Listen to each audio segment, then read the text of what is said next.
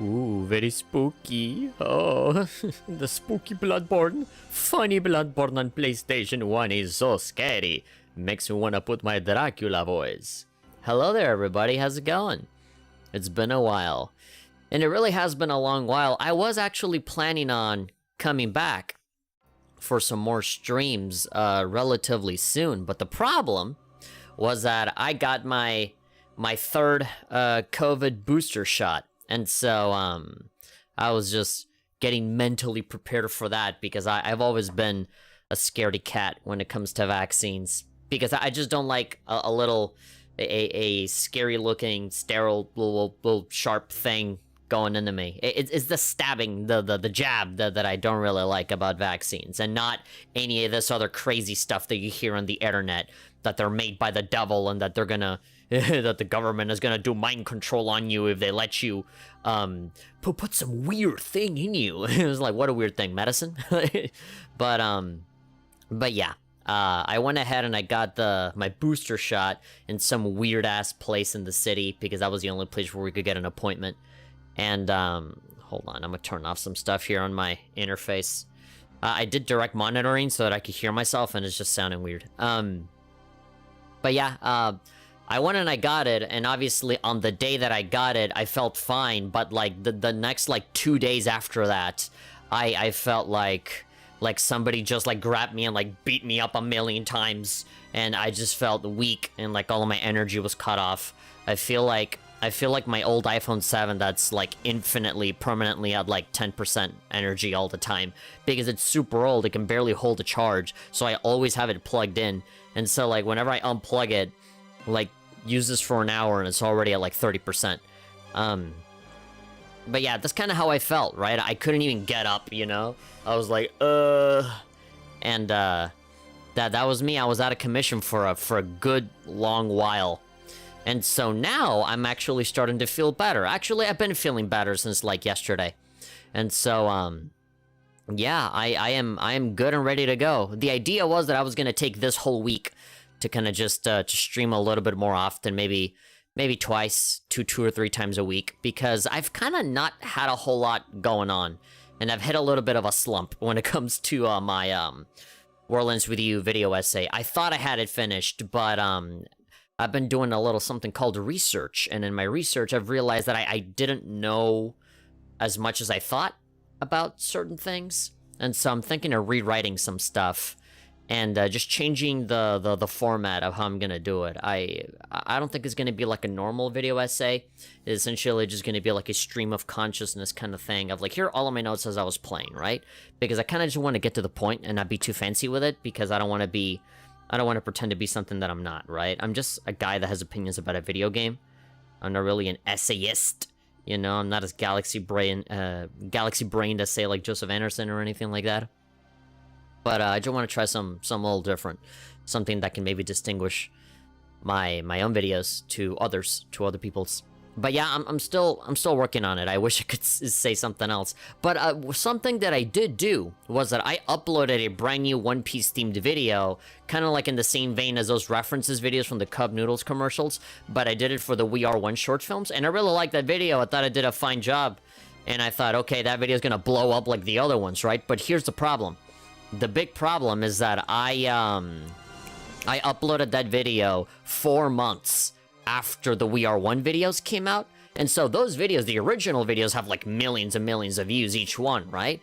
And so if I had made a video for every single one on the day that they came out, then obviously that, you know, then those videos would have definitely blown up, right?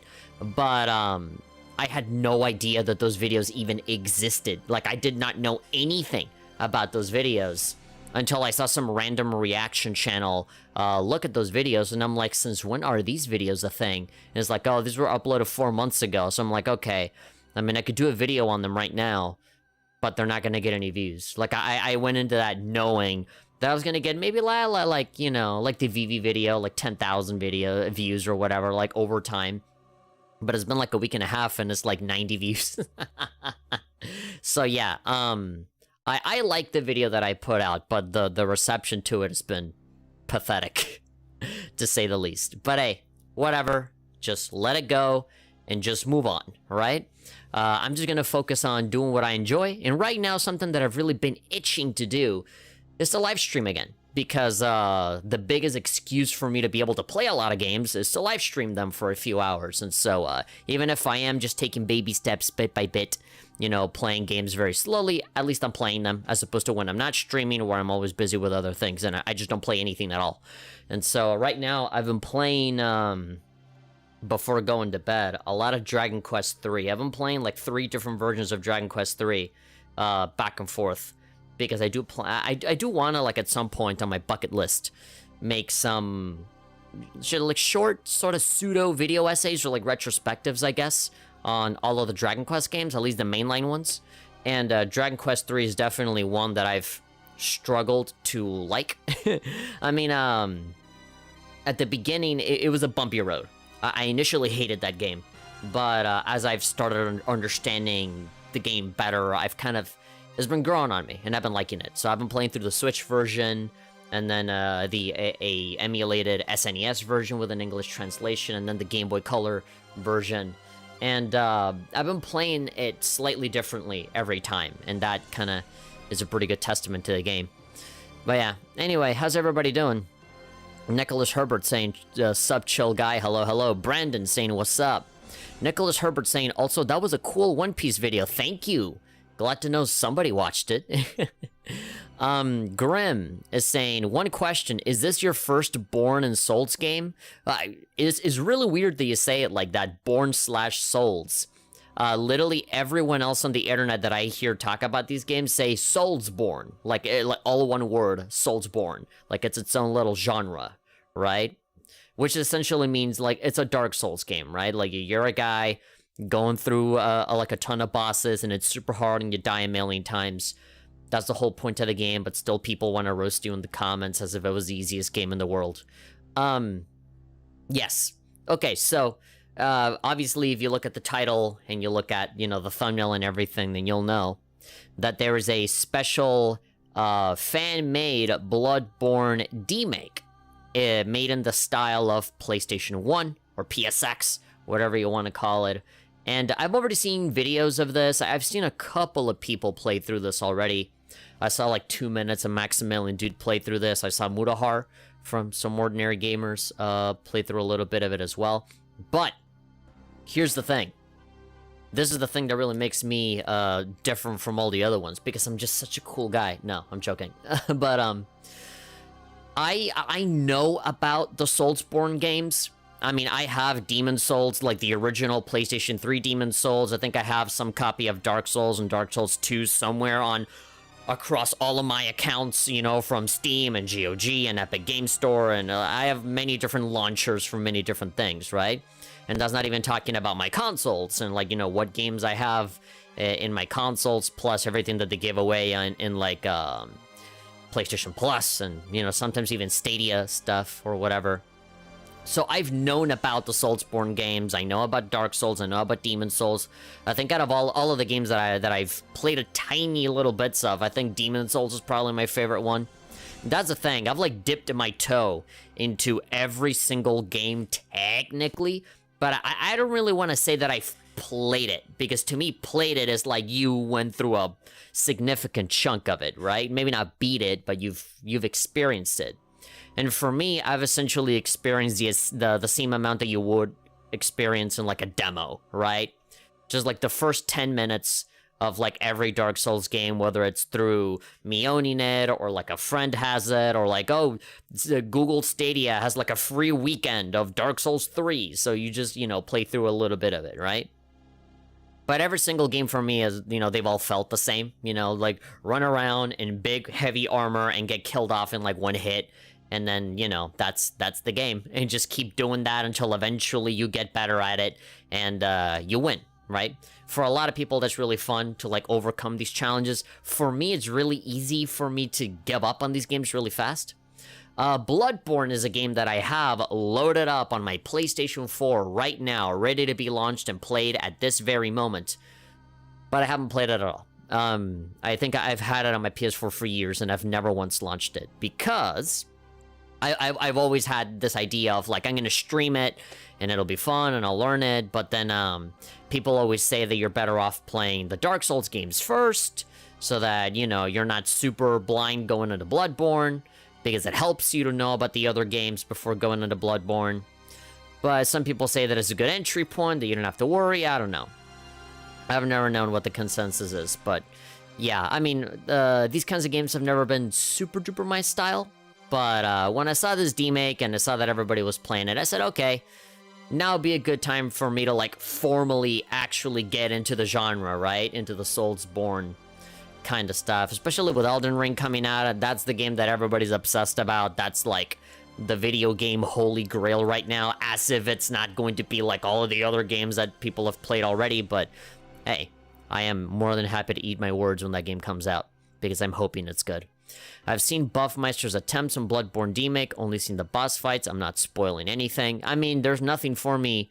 There's nothing to spoil, because you can say everything in detail and they'll be like, okay, you know, is that you're gonna like, I know you're gonna like call out bosses, specific bosses by name and make these really deep cut references to them as jokes, and I'm not gonna get it, you know, like I literally don't know anything, you know, even within Bloodborne.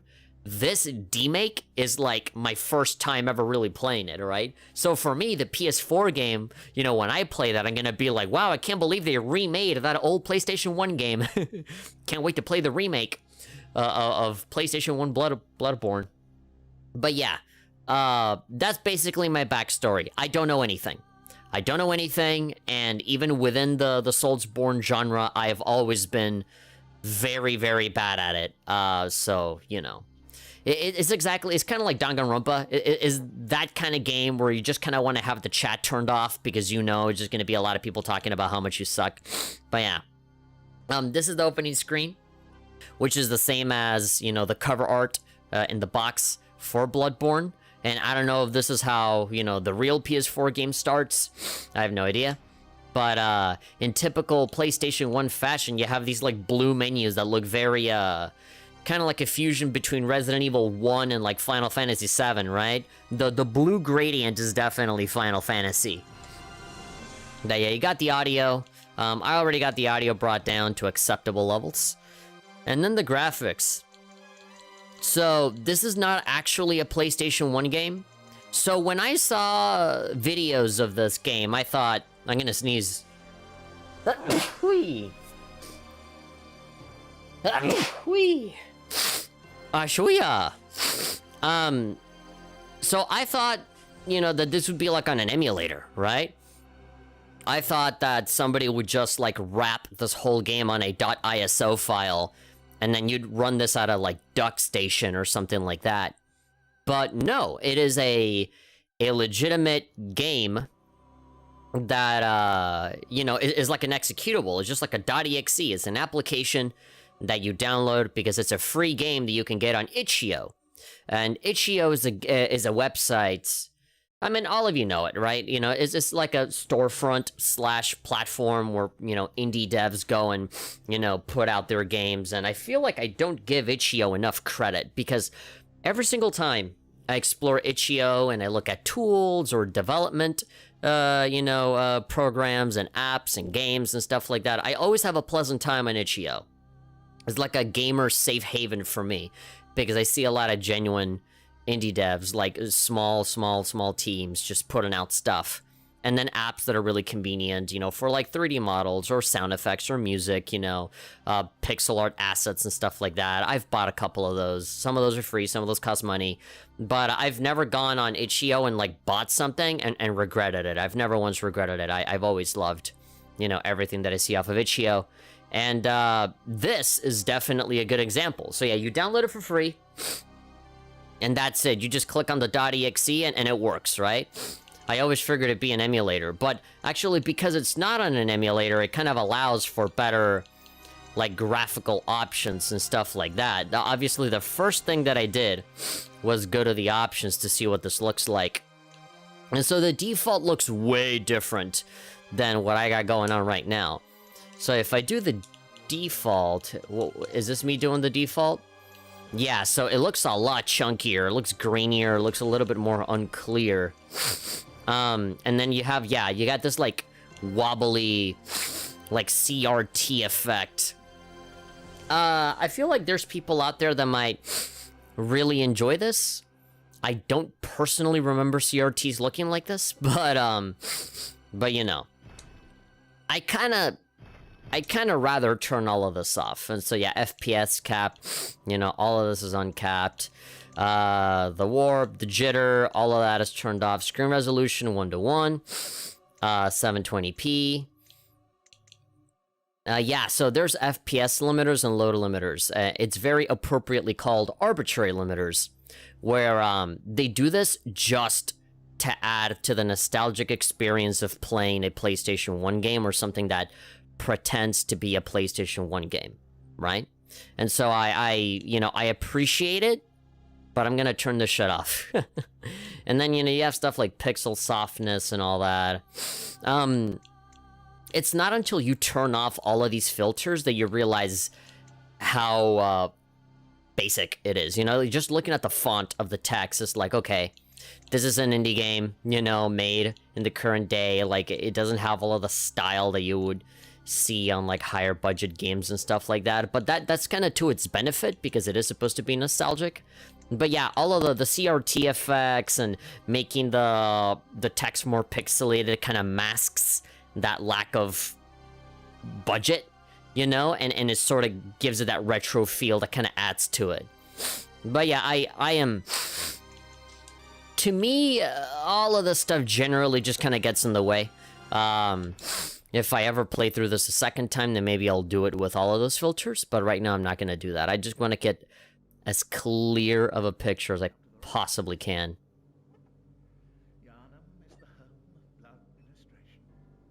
No. The voice, the sound is exactly as, like, compressed and difficult to hear as you would expect. I'm assuming this is not new voice acting. This is just, like, the voice files from the PS4 game just compressed to sound old. Yeah. Yarnum. So yeah, for people that know Bloodborne front to back, then this is gonna be like, oh my god, how do they do it? How do they do it so that it looks so authentic? Oh, this makes me want to play regular Bloodborne and bitch and moan for 3 hours about how badly you want it on PC. And not talk about anything else.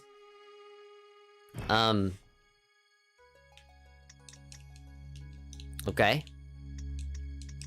I'm pressing X. I'm pressing X, and it's oh! Okay, I pressed start. I pressed X and... What's up? Nothing's happening. Did I do something wrong? I just pressed start. Da-da, da-da. Yeah, it's like, oh, and it crashed. Yeah, I was gonna say, like, it's reacting to my, you know, to my movements and stuff on the controller, but I'm not seeing anything. I have no idea. Maybe I left the game turned on for too long. I don't know. I had to max the volume to hear it. What the hell? Why? Why is this on full screen all of a sudden? Sony Computer Entertainment. Wow, they actually did this whole thing. Wait, when I first turned the game on, none of this popped up. I heard the sound, but not the visuals. Okay, maybe the game was bugged. Fan software. Oh, I see. Yeah, okay, what, do you just want me to keep all of the filters and stuff? I kinda don't want to, but if you insist, then I guess I'm just not gonna fuck with it. Do you think Elden will be the best game ever, as people are saying? I don't know, it hasn't come out yet. The only people that will be able to tell you that are people that are fans of that Soulsborne genre. I've already said that those games are not really my style. I mean, people really hype up Elden Ring, and that it is really difficult to not be cynical when you look at a trailer and it's like, wow, it looks like a Souls game. You could have just called that game Dark Souls 4 and I would have believed you, you know? But again, I don't know enough about it to be able to say anything definitive, right? Any hardcore fan would get mad at me and say, no, it's completely different. Can't you see? And it's like, okay, but I haven't really played any of the games in any meaningful fashion, right? So only the fans will be able to tell you. Whenever people glorify a game to being one of the greatest things ever made, it usually isn't. But it also doesn't have to be. That's not a slight on the game. That's just trying to be reasonable, right? It's just the typical internet stuff where everybody always has to talk in extremes, where everything is the best or the worst. If everything is your idol, yeah, the idol that you live by, or something that needs to be destroyed off of the face of the world, you know? There's never any in-between, and that's just the annoying part. I can name my guy? Fine. Oh, can I not, do all caps? Okay. I'm gonna call him... Torco. There we go. Voice! Oh! That's a lady voice. Saw somebody twerking and he was disgusted. Oh, and that's Medieval Solid Snake dying in Metal Gear Solid 0. Oh. Okay, only 2 voices. Well, I guess I'll go for the guy voice. Okay, different hair. Yeah, so in these Souls games, I do know that you can customize the stuff somewhat. Okay. Your big red anime hair. You can be like Red Hair Shanks. There we go. Give you the full feminist look. I mean, I can go all anime with it if I really wanted to. You know, like a dark blue wouldn't be too bad. There we go. Kind of like dark purplish. For me, my favorite styles when it comes to people coloring their hair, it's when it's subtle. You know? Preview with the hat? Yeah, it looks fine. I always like it when it's subtle. I remember... Yeah, because people just overdo it, where they have their hair look like fucking cotton candy. But then there was this one girl during community college a long time ago that I thought was really pretty. And a part of what made her really pretty was that her hair, under just normal light, it looked like black, essentially. It had a really, really dark color, but you looked at it and you didn't really know if it, like, you know, if it was like bluish or purple or whatever. But then when she would go out and the sun would hit her, then there would be enough light for the hair to like shine like this bluish kind of color, right? And so like in normal situations, it would be pretty, it would essentially be black. And then you shine a light on it and it's like this dark bluish kind of gradient, and it just looked really, really pretty. It was almost like a fucking magic trick. Oh, gosh. I think, you gotta be COVID safe, dude. I think I like you better with the mask. And then skin color, that doesn't matter to me. Do you remember getting a PlayStation 1 back in the day? I never had a PlayStation 1. I did, however, have a PlayStation 2, and I could play PlayStation 1 games on it. I had Crash Bandicoot, the first one. I had Spyro the Dragon.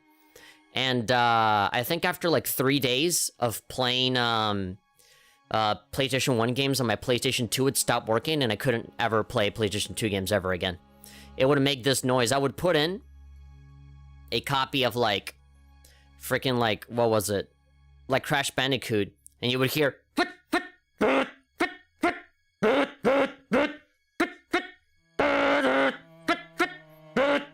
And then it would like spit out the disc and it wouldn't work. And I'd be like, well, what's happening? Why? Like, these PlayStation 1 games were working just fine. And ever since that day, I still have that PlayStation 2, and it still works with my PS2 games and stuff like that, but, and DVDs still work too. But for some reason, I don't know why, I just put a PlayStation 1 game in there and it just doesn't work. It just goes... like a printer that doesn't want to work or something. And so, yeah, that was just really annoying, and the noises were scary, and I'm like, I don't want this PS2 to explode.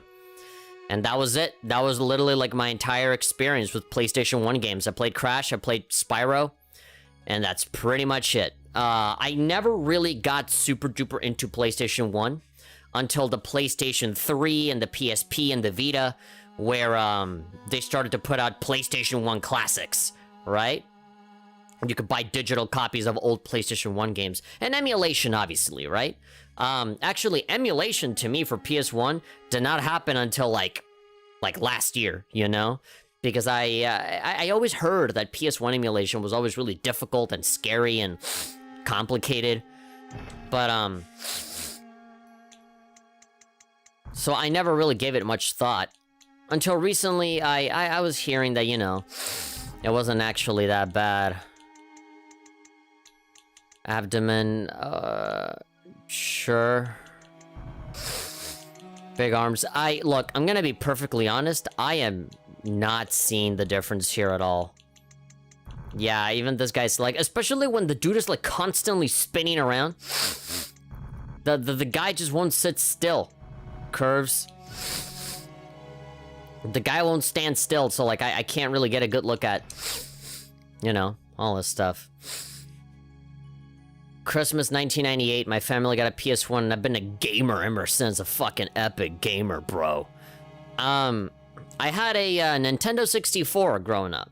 And then from there, I think we got a Game Boy Advance.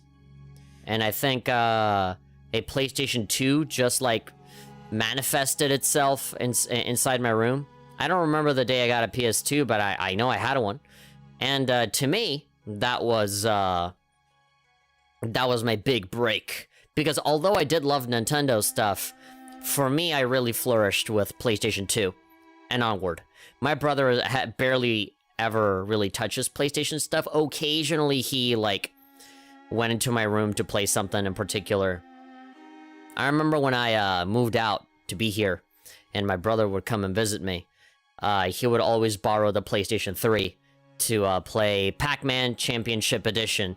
Because I don't think there's ever been a Nintendo console that has ever had Pac-Man Championship Edition other than, like, the Switch, right? That they have Championship Edition 2?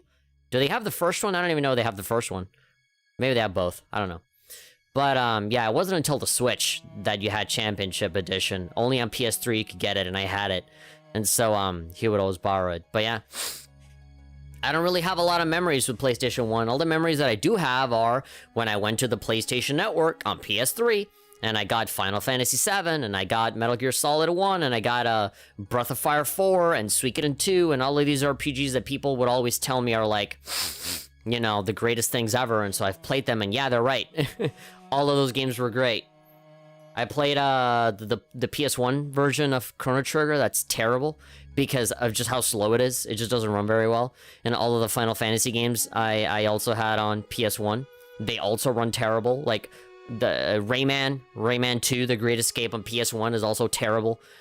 Because it just, there's so many like issues of like long loading times and stuff. You know?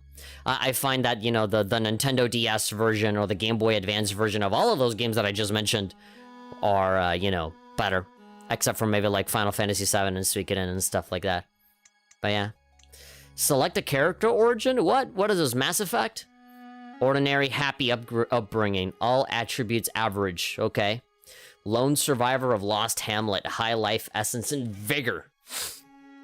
I might need some high life essence. I feel like I'm gonna get hit a lot. A troubled childhood. This might be mine. Suffered a misfortune in youth. But isn't that everybody, though? When you make it super vague and generic like that anybody can relate to this. Suffered misfortune in youth. Highly resilient as a result. This might actually be me. It took me getting a broken leg to get a PS2. Why? Your parents said, we're not gonna let you have a playable only on PlayStations until you give us a sacrifice. And so they punted your leg with a baseball bat. And then they give you a PS2. Terribly violent past. Rash, but stronger for it. Definitely not me. Born specialist. Fit for sleuthing. Or academia. Okay. Experienced in war.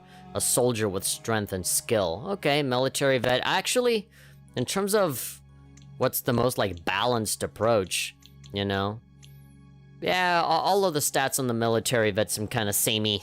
That's usually what I look at when it comes to RPG character. If you can allocate your stats, I kind of want everything to be as evened out as humanly possible.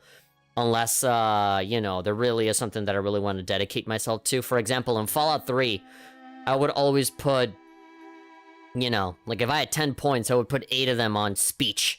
And, actually, no.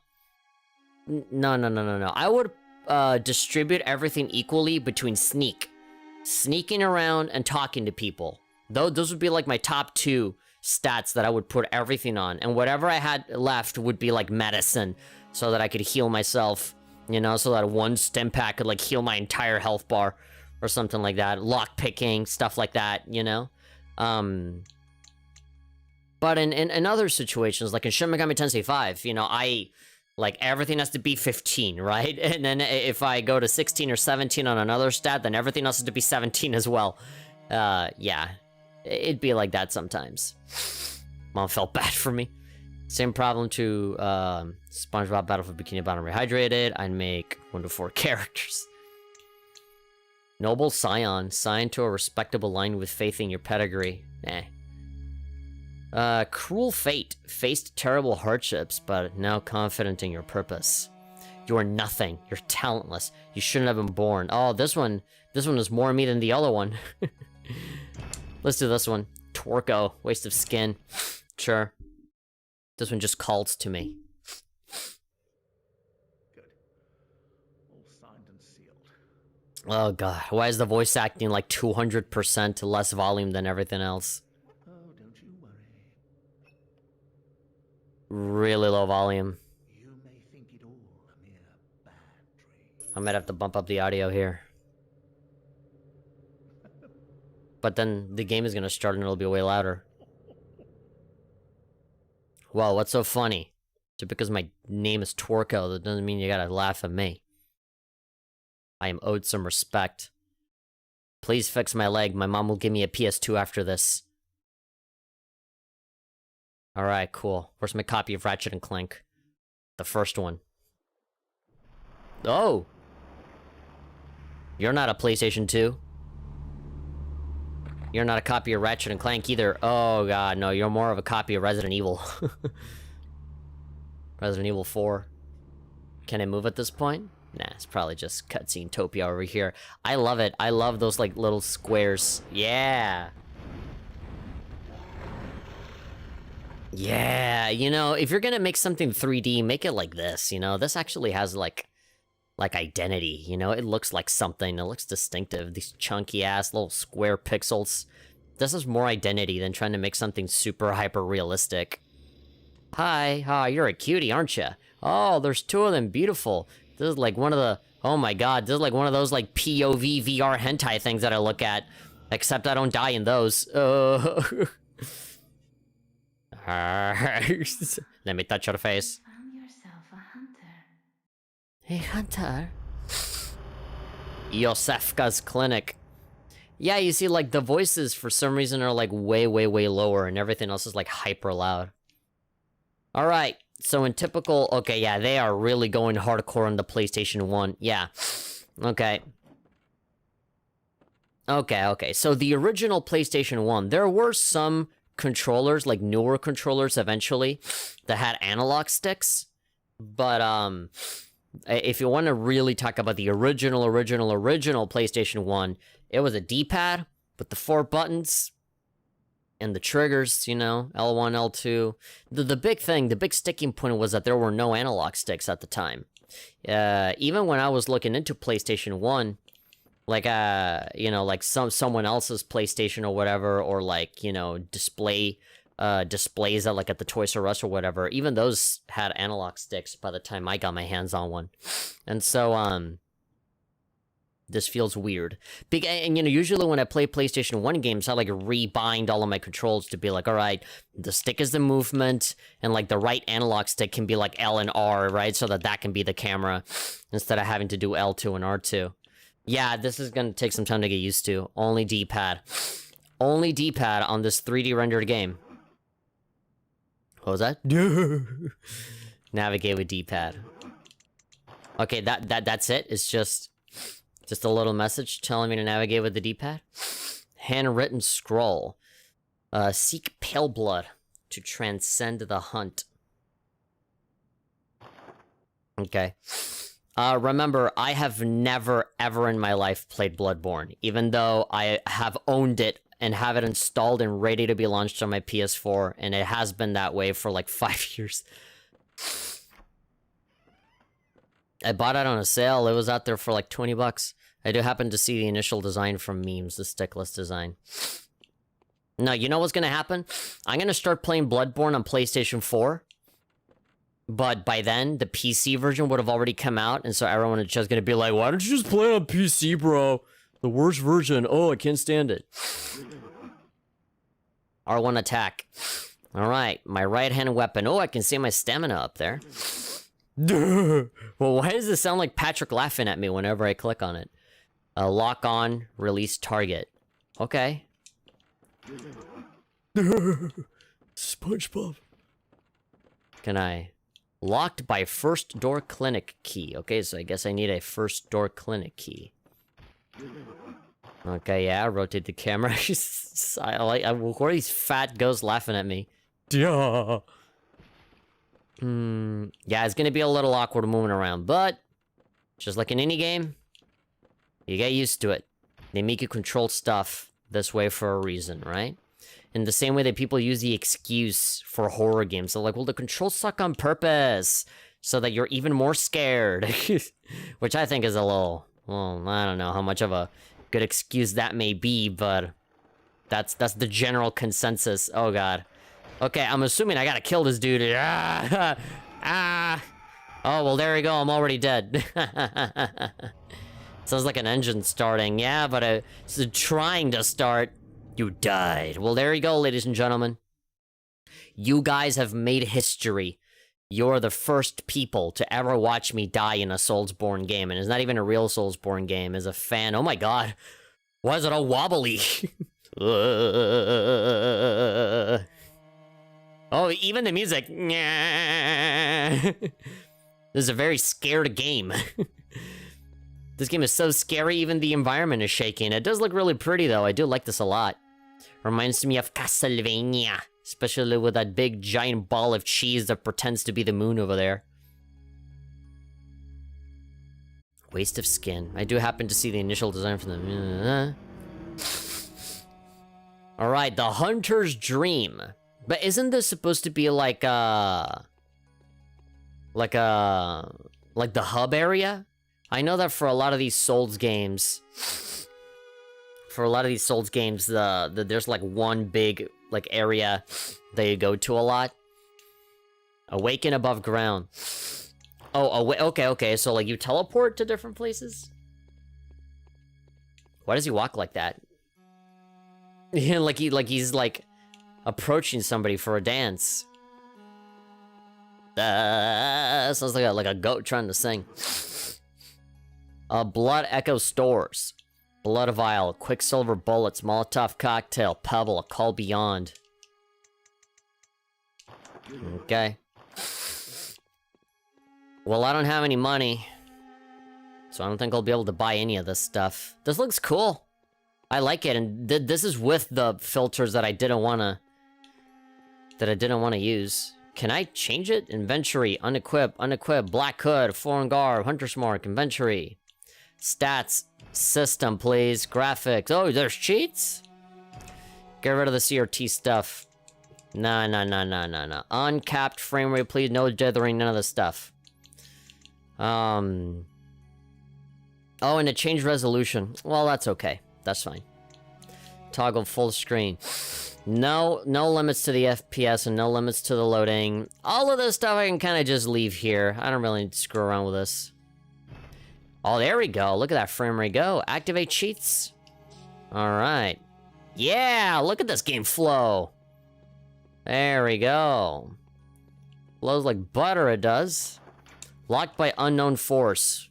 Unlocked by the number 1. Sesame Street. Brought to you by 1.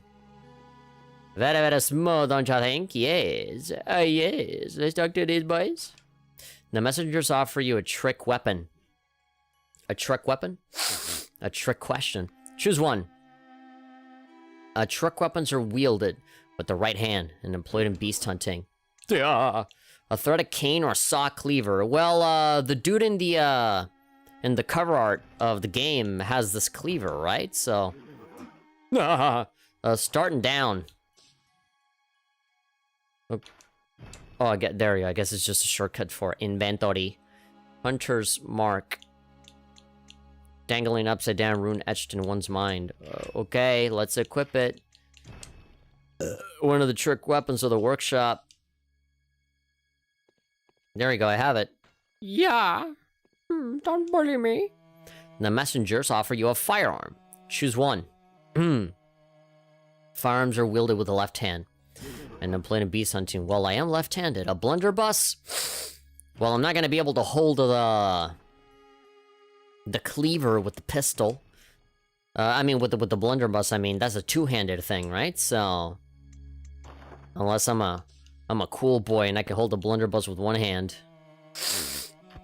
Oh, but I don't have any bullets. The bullets. Just stop your crying is a sign of the times. You cannot shoot your pistol here. Okay. Hold to run. Tap to dodge. Ooh. Okay. Simple enough. Alright. Jump. Oh, while running? Wait, so I gotta hold it down. Oh, that's so weird. I don't see that jump being useful for anything. Hold. Manually aim firearm. Oh. And when you let go, it shoots. Oh, great. Well, I've played a Pokemon Legends Arceus, and holding down the button and then releasing to throw a ball feels weird, but it doesn't feel as weird now. If you're doing it for so long and then doing it here. Alright, hold while manually aiming. Okay, so if I do this... Okay. Okay, so the aiming is slower. You know, like you're slowing down the movements of this so that you can, like... really fine-tune it. Gosh, I really, really want to be able to play with a fucking analog stick, and I can't. X while manual... gosh, why are there like 5 different things that you can do while manually aiming? Cancel the aim. Okay, there we go. So you don't have to shoot. Okay, yeah, so do this. And then with square, you can go a little slower. And then with X... Okay, you cancel it. Hold, charge attack. Hold partial, strong attack. Okay, so this is an attack, and this is, there we go, strong attack. And then this is, oh, okay. So if you hold it a little bit and let go, it does a strong attack. But if you just hold it in and you don't let go, you just let it, you know, if you just hold it down and let it do its thing, it'll do that attack on its own. Hitting an enemy from behind with a charge attack. Cause them to stagger. Yeah, it would stagger anybody when you hit somebody with a giant cleaver from the back. Usually you kill them. I don't think it would stagger them, actually. Some weapons don't have charge attacks, okay? Shooting your firearm will interrupt and stagger an enemy when properly timed to their attack. Like a gun... like a gun parry. When next to a staggered enemy. R1. To do a vigilante attack. They'll never bother you again. Thank you, little skeleton boy. After taking damage from an enemy, there's a period of time in which attacking the enemy in return will restore a certain amount of your HP. My phone is down here, and it's bothering me. That's why I keep moving my arm, so I'm gonna get rid of it. There we go. I did not even read that. Period of time. Attacking the enemy in return will restore a little bit of HP. Okay, so I can get health back. Oh, I made a really, really good decision at uncapping the frame rate. Now, don't get me wrong. It's not like I was suffering through this game prior to me unlocking the frame rate. I don't really mind, actually. I could have played the whole game with all of those filters and the frame rate, like, purposefully brought down and stuff. But, I'll say what I always say. Frame rate and graphics really isn't something that bothers me at all. But if I can have it look better, and I can have the frame rate be higher, then I will have it. I'd rather have it. I'd rather have the option to have it, and then turn it on or off whenever I want, than to not have it at all, right? To never have the choice. Alright, so I have revived. I've come back from the death, and so now I am back and stronger than ever to beat up my dog. Yeah! There we go. That's me doing the visceral attack. Who's a waste of skin now, huh? I got 3 blood vials. Okay, isn't that the... Aren't the blood vials like the Estus flasks that people use in Souls games to restore health? I know that everything here is like blood. Everything is blood related in this game. It's like an anime about vampires. Everything is about blood. Starting up to equip consumables and triangle to use a consumable. Okay, I'm doing starting up and I don't know if I'm doing it right or wrong. I don't really see anything happening. Bunch of consumables. Alright, oh there we go, quick items. There we go. So when I press triangle, I scarf one of those down, right? How about this one? Oh, okay, I need a key. Let's press X to interact, shall we? I was watching the Some Ordinary Gamers video with Muda playing this game, and he was like, what? There's a ladder here? There wasn't a ladder here before. That's how he talks, apparently. He talks like Goofy from Disney. Look, there was no ladder here, Maxie. I'll blame Bloodborne. Hello, guys and gals. Me, Buddha Heart here. Yuck, me, Buddha Heart. But yeah, no, he was like flabbergasted that there was a ladder there, so I'm like, okay. I would not have known that. I'm not a fan of these. I'm not an expert, so I wouldn't know. Okay, so you gotta... Okay, so that's why they teach you to walk, so you're not running like a moronic and end up, falling. Considering the kind of game that this is, I'll assume that there's fall damage. Oh, there we go. There's the key. Start then up. Start then up. Oh, okay, I see. Hunter's Mark. Yeah, I thought I had to press both buttons at the same time, or hold down start and then go up, like a quick thing.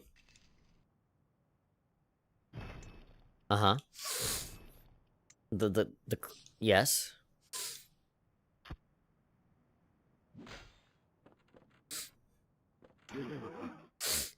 There we go. That's exactly what I was about to ask out loud. It's like, well, if the L and R, if the shoulder buttons don't help you switch from one item to the other, then what else could it be? Oh, it's the weirdest fucking button that they could have ever used. Select.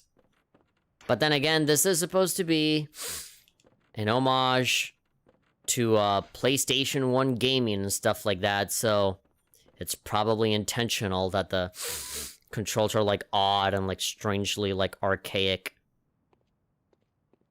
Yeah, because technically, you know, the person that made this could have very easily been like, yeah, use your Xbox One controller and use, you know, both analog sticks and attack with square, heavy attack with triangle, dodge with circle, switch around your items and weapons with the shoulder buttons, right? Like a normal video game, but, you know, the Soulsborne games are already pretty weird by themselves, right?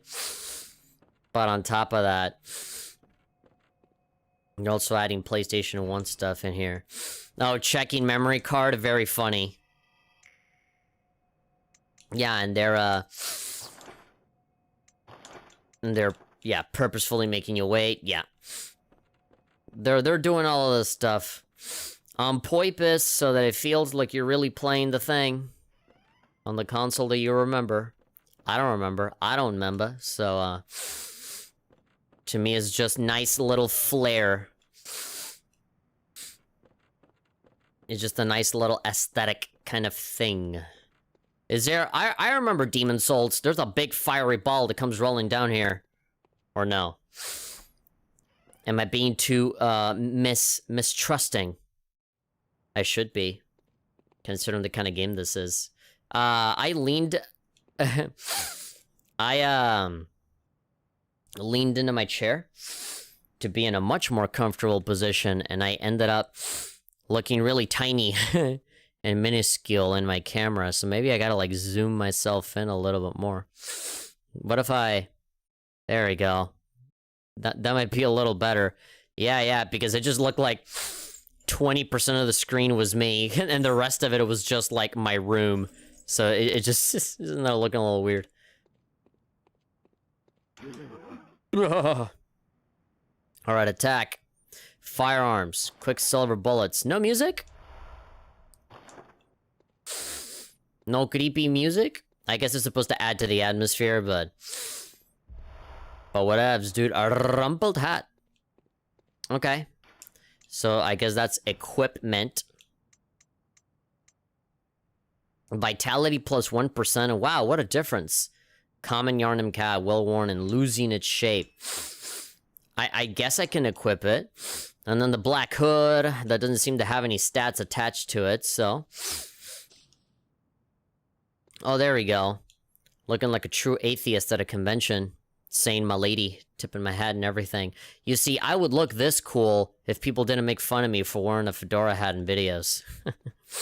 That's why I stopped wearing it. I used to have the hat. I still have the hat, and I have multiple hats. Not just the one. I have 2 black hats and 1 brown hat.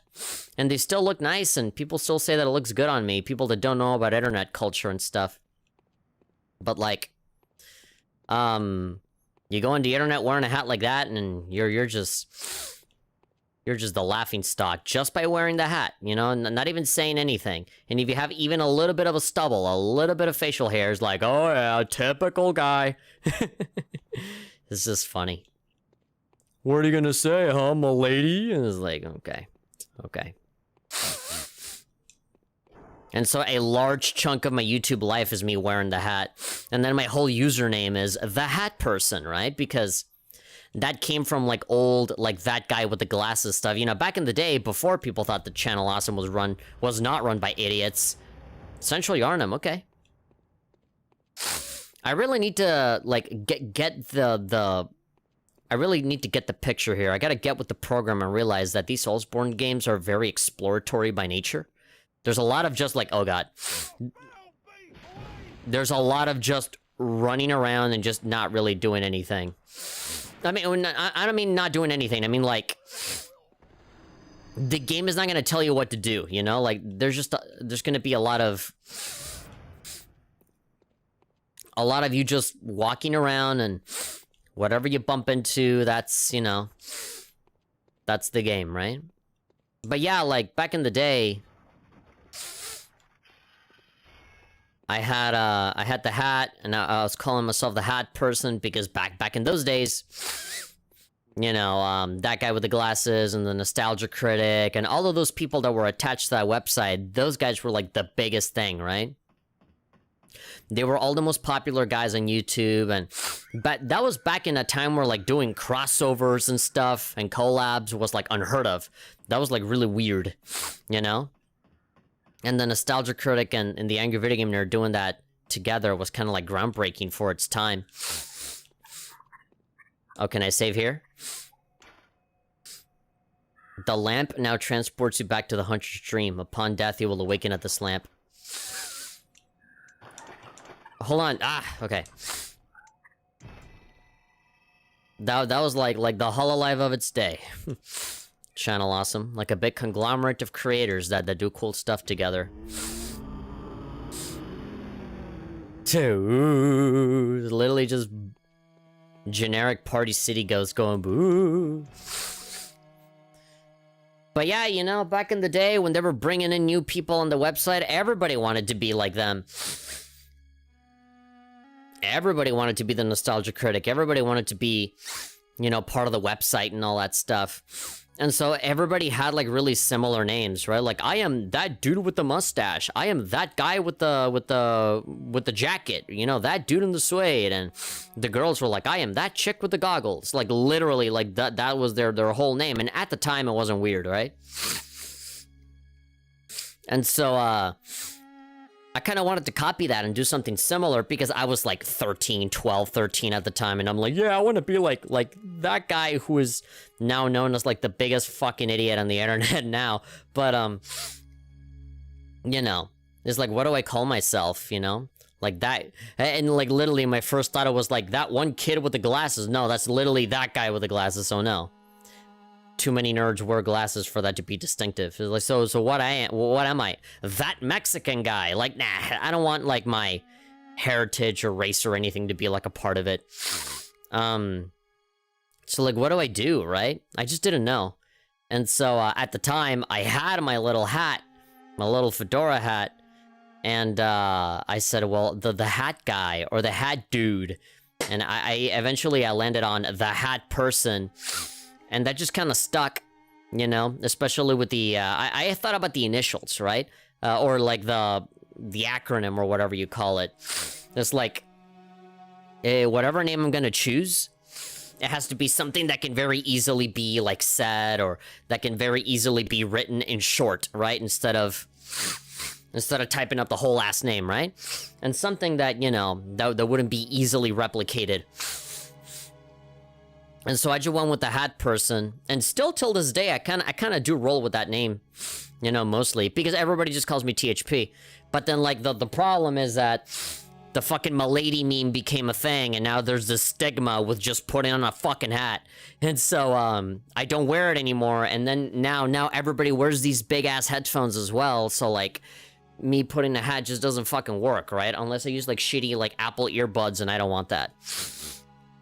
So eventually I just had to stop wearing it, you know? To save myself the fucking anguish, save myself the frustration and annoyance of people making fun of you for that.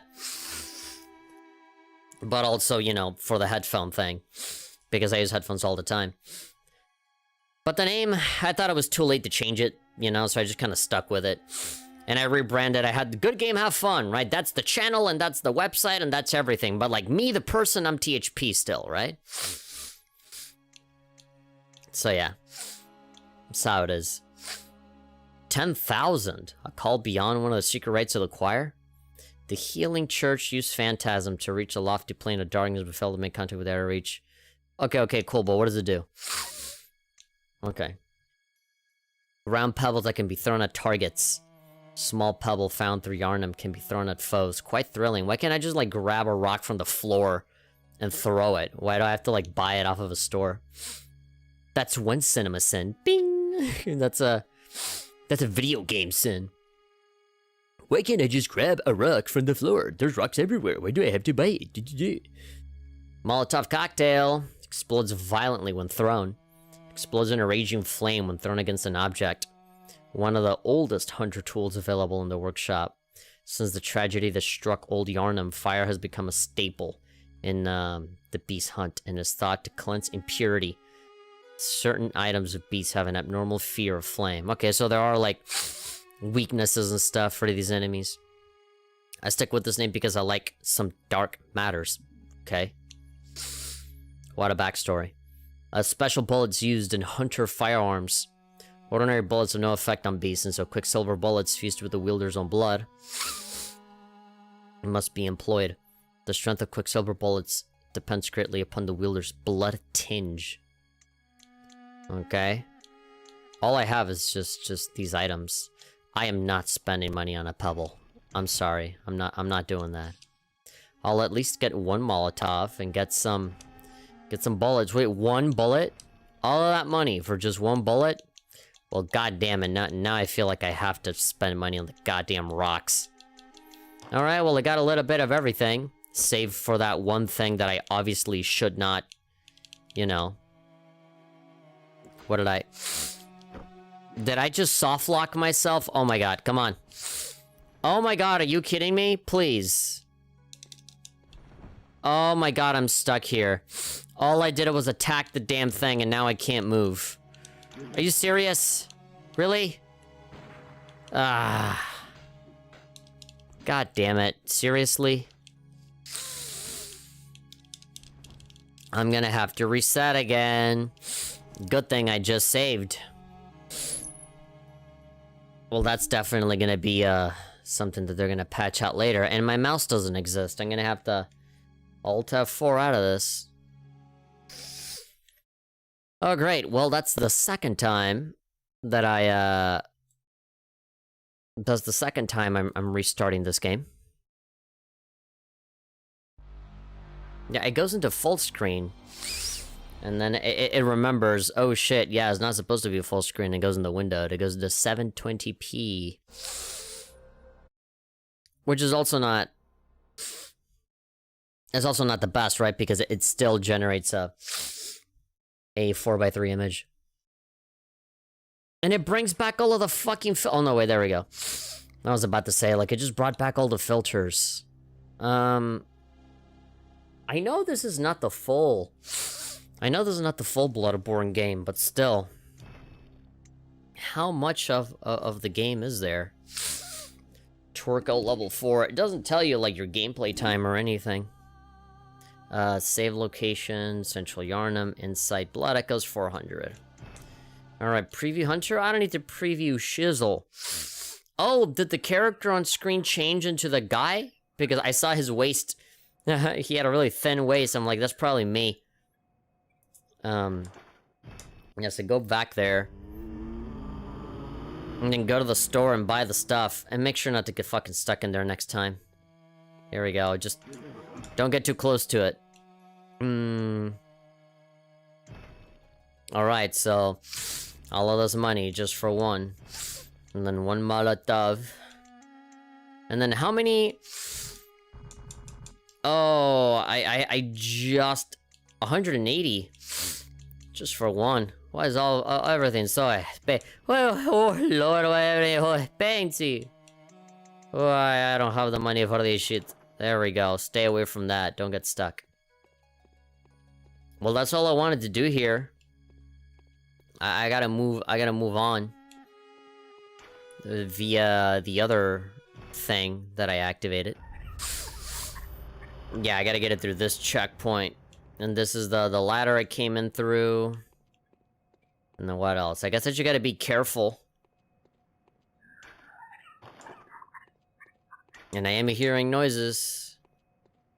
So I'm sure an enemy will pop up at any given moment, and I'm not even gonna know. And I'll just die really fast, because that's what I am. I'm a waste of skin, as I self-proclaimed. I feel like it would diminish the whole point of this game to have an easy mode. But, like, the thought just, like, passed by me just now. I was like, does this game have an easy mode and a hard mode and an ultra nightmare, ultra violence kind of mode? But no. I know it doesn't. It only has one difficulty level, and it's just the way that it wants you to play it. Which is fine. I can respect it. When they don't, want you to play it any other way. It's like, no, this is the game. Is it hard? Yeah, that's the point. That's what we're supposed to make you feel. Oh, and this dude just, like, shows up every time. Ooh. There we go. Hello. Ah! Oh, come on. The dude literally just threw the torch into me. And it just, like, got stuck in there, and I got hit twice. Okay, well, I ain't got... Well, you see, this is where you spend all your money, though. You spend it all. You spend all your money so that you're not suffering about losing it here when you get killed to an enemy. Hold on. I'm just adjusting myself here. I'm just trying to cross my legs. But I'm so, like, crowded inside this little desk. Chook, chook, chook, chook, chook, chook. Get ready to see me fail like a stupid idiot.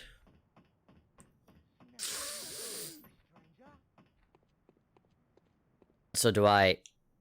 I'll mess up your brain. Yeah, I'll mess up your brain. Ah! I keep forgetting what button does what. Yoy! There we go. What a challenge just to kill this one dude. Oh, cool. I retrieved my money.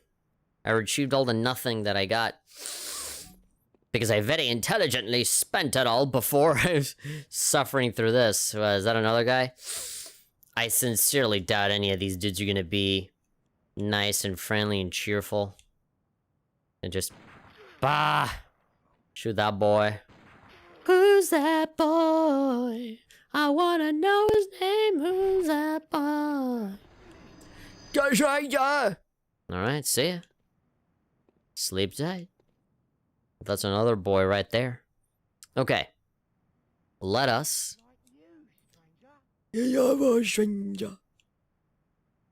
I'm not gonna take my chances here. I'm not taking any chances. Ooh. Ooh! God, having to do everything with the... Having to do everything with the shoulder buttons is kind of annoying. I know this is more of a modern gaming thing that has been going on lately, but I don't like it. More like everything from attacking and jumping and checking stuff out, all of it is like L1, L2, R1, R2, and I don't know why the shift has been made to have everything be on the shoulder buttons and not have it be on the face buttons, because then it just becomes kind of difficult for me to remember. Alright, and the X button just like realigns your camera thing. Good, good. Oy, oy. Why did I say so sexy? Oy, oy. Locked by a device. Okay, so I guess some switch. Some sort of switch. But where? Alright. Okay, but in typical Soulsborne fashion, it's just a lot of exploration. There's a lot of just wandering around. Now, I know that if you're a fan of these games, you already know. You already got the whole game memorized. You already know exactly where you're supposed to go. But, you know, for a new person like me, a lay person when it comes to Soulsborne stuff, I kind of have to just feel it out and go, oh, okay. So they're not giving me directions, but there's still enemies to kill, and there's items, and they regenerate every time I go in and out of places. And of course, I can't remember what they said before with the story and stuff, but do people even care about the story? I don't know. Every single time I hear people talk about these games is always in terms of, you know, how hard the games are and how much you have to suffer to beat this part or that part, or, you know, how excruciating it was to do X or Y thing.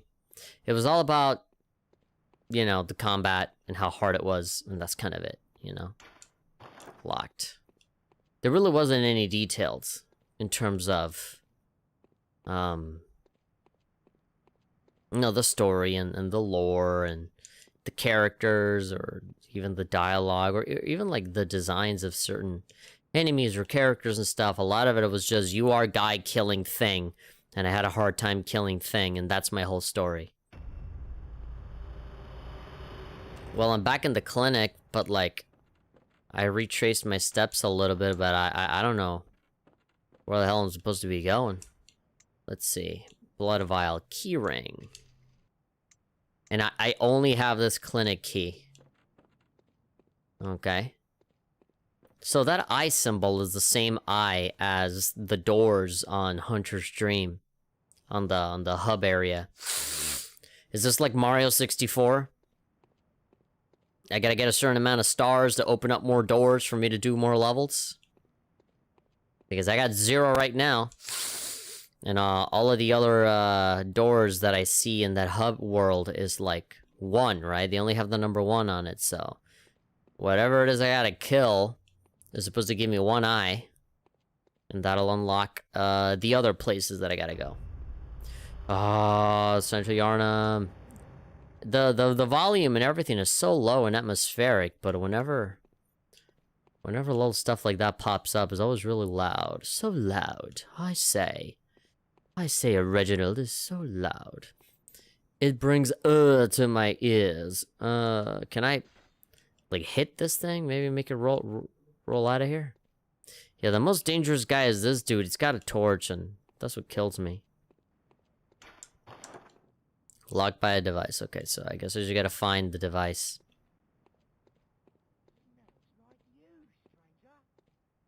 Okay, well, I think I'm just gonna wait for that guy to...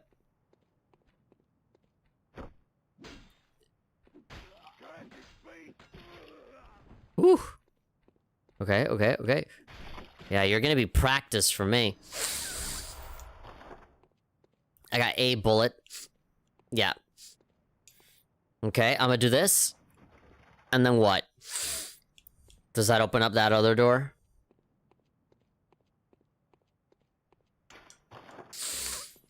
What does this open? The draw distance is a little... Well, not a little. Very short. Because, you know, it's a PlayStation 2 game. The draw distance is kind of like when you play Minecraft, you know? When you have the white fog kind of getting in the way. But, you know, this is supposed to be all dark and spooky and scary. It has cockroach go into your tongue. So the fog is black instead of white. And then here, I'm not seeing anything that I can, like, interact with. I feel like... This is locked. And this is not opening either. And then was this ladder already here? Prior to me hitting the switch? I forget. I don't know. Take your swing. Oh my god, this is a very long ladder. What a thrill. Da da da da da da da da da da. Forget how the Metal Gear Solid 3 song goes, but... Is it this one? No, also locked by device. The hell am I supposed to be doing? Do I punch some of this stuff, break something, and maybe something useful will come out? Well, I'll save. You know, good old Twerko is level 4. We can't really lose out on that. How would I... How to do that? I go, shut up, stop making noises. You're disturbing my sleep. You must be a hunter. Hello, yes. Not one from around here either. Somebody order pizza? I'm Gilbert, a fellow outsider. Mm-hmm. You must have had a fine time of it. Yarnum has a special way of treating guests. Well, I don't think I could stand if I wanted to. Mm-hmm. But I'm willing to help if there's anything that can be done. Yeah, tell me where to go. Oh, there we go. Well, I guess he did do what I asked him. Thank you, man. You're a real bro. I can only assume that that door is also closed. Locked by a device. Well, let's save my... I'm sorry, I know this looks weird, but like it's just itchy. It's itchy down there, and I just couldn't take it anymore. There we go. Alright, I can move on. To see what other enemies can come and kill me. Knowing how expensive the bullets are for the gun, really makes me think that I probably should have gone for some like double-handed melee weapon instead of a gun. Okay, does he throw shit? If he doesn't, then I'm good. Oi. Hi. Bah. Oh. No. Looks cool. That was epic. Killing people is so much fun. Yeah. Does anything happen when I break stuff? Like, legit. Are there drops? Can I get, like, coins or money? Oh, I'm totally gonna fall off there. I'd rather not. I'd rather take the stairs like a good boy. Maybe there's some secret down there, but I don't wanna... Oh, shit. Yeah. Oh, come on. How'd you hit me? I dodge rolled. Alright, you little shit. Here we go. Oh, he has a thing.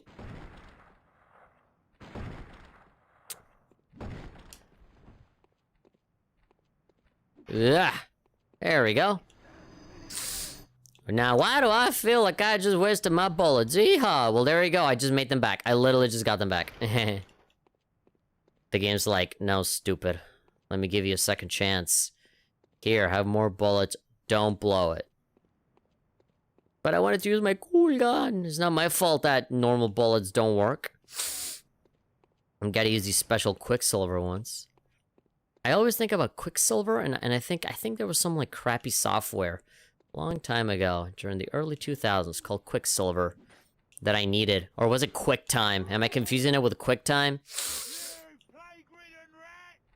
I remember there was some software, some crappy thing that we used as like a video player or something called Quicksilver, and it sucked, but for some reason we all put up with it. There we go. I'm getting used to the controls now. I mean, obviously this would all be better if I had 2 analog sticks instead of 1 fucking D-pad, but as I said, I guess you can just reframe that as a part of the challenge. I'll just gaslight myself and say, yeah, this is all intentional and a part of a challenge, so that I can feel prouder as a player when I get through it. I can gaslight myself in the same way that everybody else gaslights themselves in order to make excuses for certain games. Like, somebody will criticize, man, I hate in games when this thing and that thing happens. It's so annoying. But then they're playing a game that's like supposed to be their favorite game, that doesn't have any flaws and is perfect and awesome. And it does the exact same shit that they were just ranting about. And then they're like, but here it kind of works, you know? Oh, Snackery is rating the stream with 14 viewers? Hey, thank you so much, man.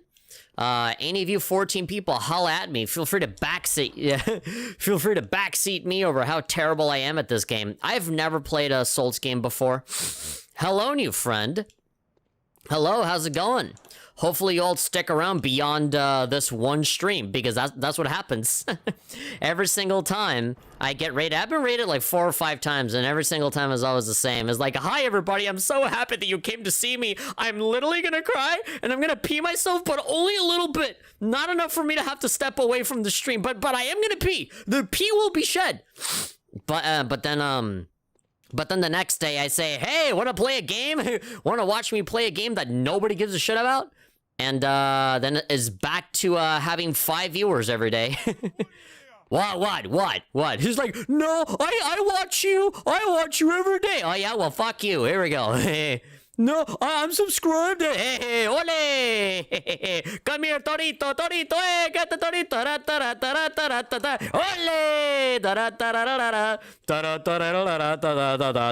Ole. Hey, hello poopy, you and a poopy. I the poop para toro. Ole! No, fuck, I died. Shut up! I'm subscribed. I watch you fucking. I'm already dead. All right, well, now I gotta go get my money back. Whatever, I did that on purpose because I just really like challenging myself, you know? I'm the kind of person that like thrives when my back is up against the wall, because I'm just such a, you know, I work well under pressure. Oh, hey. You know, my mind is just like built different. I can like manifest things really easily. I love it when people say that. I used to be an intern at a music studio, and there were so many people that were like that. It's like, I just have like higher energies surrounding me. I have like higher chakras. And so, and that would be like the big buzzword about manifesting stuff. I just manifest things a lot, and like, oh, you know, hello, it's a me Mario. I accidentally hit the circle button. Well, that's for dodging. Silly boy. Okay, that fire is making me nervous. That fire. What? His face looks like a wrestler. Like a luchador. Here we go. I don't care about your weird Amazon box. Fight me like a man. There we go. All right. Yeah. Quicksilver Barreto. Alright, the less I use my gun, the more ammo I have. Which means I can shoot that guy that killed me right in the fake. In the A-F-A-C-E, fake. That's how you pronounce that, right? Okay, oh, there's 2 guys. Oh, these guys were easy. It's like fighting Goombas in a Mario game. Wait, they just like, oh, they just stood there. Hey! I killed you. Go down. There we go. I kill you. I curse you. I curse you. I curse you. Alright, I'm getting used to using the triggers for the camera. I mean, this is what I have to do for, like, Dragon Quest 8, Dragon Quest 11, Dragon Quest 5. Sorry. Where's the guy that took away all my moolah, huh? Where are ya? I know you're here. I was messing around with you, and you hightailed it out of here. How much money did I have? I didn't see nothing. But yeah, thank you everybody. Thank you Tibley for showing up. Thank you Insomniac. Okay, cool. Nice profile picture. I like it.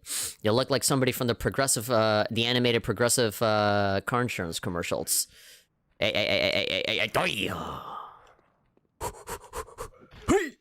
There we go. Whee! Okay, that's not a kill yet, right? Or no? There we go. I always get screwed over thinking that I killed the person. But isn't the guy that killed me supposed to like glow blue or something? Yeah. Oh, that dude with the fire. I don't like him. I don't like fire. Not a fan. Not a fan. Hoo-yah! There we go. Welcome to Dark Souls, everybody. This is how you play it. This is how you play it. It's like footsies in a fighting game. You just like poke at somebody, run away. Poke at somebody or run away. Wee! Does this guy even attack? Does this like luchador mask motherfucker? There we go. Oh, no! Sorry, I doubted you. Ah! No, come on! I hate you. But wait, did I ever get my stuff back? Or maybe I had nothing to begin with. Big plot twist. Where is the checkpoint, huh? Where is cool, sexy checkpoint? There must be one. Okay, there's not one here. Ah, no. No. Oh, yo. There we go. I love how awkward it is. Just completely silent. No noise whatsoever. Just very calmly and gingerly just walking over to where I am. Oh, he is. Yeah. Not a lot of struggle. If this were normal people in their real normal life, there'd be a lot of screaming, a lot more cursing. Or who knows, maybe it would be like awkwardly quiet. I don't know. Okay. Press X. I am getting a lot of Molotov cocktails and I have not used a single one, ladies and gentlemen. Do I, Oh, I guess I gotta... Consumables. Yes? Okay, but how do I equip it, dude? Molotov cocktail. There we go. And so then I switch. I don't need that key anymore, so I can... Pebbles. There we go. Yeah, baby. You can barely hear the footsteps. Look, at this point, it would be great if I had a map or something, because I am not gonna remember. Like, there was a switch that I flipped that opened a door, and I never went through the door. So, like, I could go back and check that out, but, like, I don't know, is that important? Is this little path more important? I have no idea. It's just a lot of wandering around, and, hope that you're doing the right thing.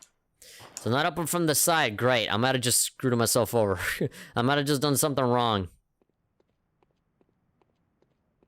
Okay, let's see. Well, they definitely got the atmosphere right when it comes to this game. I can't wait to play the PS4 remake of this. where they turn it into a full game. No, this demake for Bloodborne, it was always hyped up, like, for, like, gosh, I remember people talking about this game, like, a year ago. Oh, what the fuck is that? How is that a crow? Was it kind of noisy hearing a creepypasta? Jeez. Mine is the pasta. Why do they call it the creepypasta? What is so pasta about it? Oh, probably because, I don't know, does it have Italian roots or something? Because when you have, like, spaghetti western movies, they call it spaghetti western because there's a lot of Italian cowboy movies, right? A lot of it is Italian stuff. So the spaghetti is an Italy reference, which I feel like if there was a social activist person on Twitter thinking about that, they'd be like, ugh, that is so offensive and hurtful, saying spaghetti. Just say Italian filmmaking. But saying spaghetti is more fun. It reminds me of food and it makes me hungry. What are you saying? I forgot to change my underwear. Shoot you right in the head.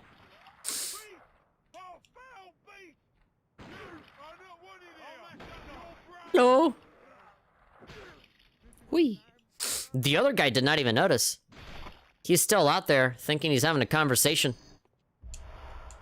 Blood vial. I'll pretend I didn't see it and just eat it now. Eat it, slurp it. I only got 3 bullets. You want to fight the Omegas, Gav? There we go. Okay, now you're attacking all of a sudden. You weren't so brave before. Huh? What happened to all that moxie when I killed you the first fucking 20 times? Oh yeah! Blood vial. Cool. I have always felt kind of intimidated. Well, what did I get? Oh! Da-da-da-da-da-da, here we go! Okay, Mario got a star, and now I can open one of the doors in the hub world in Princess Peach's castle. Dun, dun, dun, da-da-da-da. Okay, but first I gotta find a checkpoint. I gotta find a checkpoint that I can activate so that I can, number 1, save the game, and number 2, teleport back to Hunter's Den and open up one of those cool epic doors. But yeah, these Souls-like games have always been intimidating for me. Because, you know, the community around it is always so hardcore about it, and, you know, I was always afraid that if I do, like, a Dark Souls stream or a Demon Souls stream or something, the first thing that would happen is that I would just get shot on by everybody. You know, I'd just get roasted, because I'd just be really bad at these games. But now that I'm playing this, and it's like, well, it's not going too bad, you know, I'm exploring, I'm feeling out the game, and, you know, things are happening, it's fine, it's all good in the hood. Oh, what is that, Tartarus over there at the top? Is that Tartarus from Persona 3? Oh, shit. Oh, God, I don't want to die here. Ooh. I love that they just stand there. It's so hilarious. It's so haha funny. Oh, there we go. All right, just keep getting bullets. Where is Waldo? You see, now it's kind of a bad idea to go back, right? I think I was probably better off going, just keep moving forward and just finding another checkpoint somewhere close by. Okay, so this is the thing that I just opened, right? Okay, oh, but there's gonna be these 2 dudes again. Hell nah. Oh, hell nah. What am I gonna do, huh? What do you propose I do? All I have is a gun and a big fucking weapon that I can use to murder someone. What can little old me do about it? Oh, here I am. I'm on the other side. Oh, but then that bird is there. Okay, maybe not screw around with the bird. Guess I'm gonna have to kill those 2 dudes again. I wonder what kind of persona. As a starter? What do you mean? I did not understand anything you just said. What kind of persona as a starter? You mean personas in like the Persona games? Because I mentioned Tartarus or person or... I did not understand the comment at all. Oh shit, I accidentally just wasted a bullet.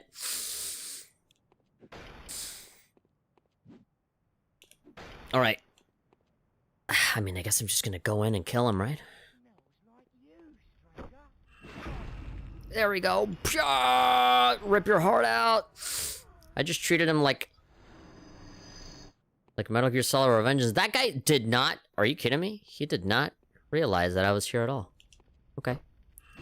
Whee! Give me your soul! Hey. Alright. So can I advance here? I mean, yeah, I found the big eye. The big epic eye here, but then what? Nah, maybe I do need to go back. But I have to, like, refight everybody. Or maybe I don't have to, right? Maybe I can just... Maybe I can just run away. I can screw off. Why is it my fault? What the hell did I do? I don't even know who you guys are. I don't know who you are. I don't even know your name. I just won that. Bang, bang, bang. There we go. Bye. Bye-bye now. Okay. Do they follow me? Oh god, yeah. Yeah, they it does seem like they follow you. Alright, well, free money for me. These guys are not particularly strong, but... oh, that guy just threw something at me. Ah, fuck, I'm gonna fucking die, aren't I? Yeah, I know. No, no. Alright, you guys are dead. Whew. Every single one of them followed me. Every single one of them. Ah, shit. And I wanted to pick up their stuff, too. Ah! Yeah! Come on. I gotta believe. God, how fucking far away the checkpoint is at? I just want to go home. I just want to go and drink a soda or something. Drink one of them soda pops in peace. Yeah, I'm backtracking hardcore here. There you are. God, fucking finally. Nigarundayo. Yeah, exactly. Okay. Oh, hello. You weren't here before. Why do you have the tiniest head in the world? Hello, good hunter. Hi. I am a doll, here in this dream to look after you. Does that explain the head size? Hunter, pursue the echoes of blood, and I will channel them into your strength. Okay. You will hunt beasts, and I will be here for you to embolden your sickly spirit. Yeah. Channel echoes, toxic. Yeah, there we go. I was wondering how I was gonna save in this part of the game. I can just talk to you. Do you speak with Gurman? He was Hunter long, long ago. He now serves only to advise them. Obscure, unseen in the dreaming world, who stays here in this dream. Such is his purpose. Well, let the echoes become your strength. Okay. Let me stand close. Okay. Now shut your eyes. Now shut up. Okay. Oh, I can level up and change, I can change stats and stuff. I can afford one little upgrade. Skill, Blood Tinge, Arcane. I mean, yeah, I think stamina would be pretty good. More resistances. I think endurance would be fine. And what is vitality? Just like more health? Yeah, no, I feel like this does more. Confirm. Yeah. Thanks, lady.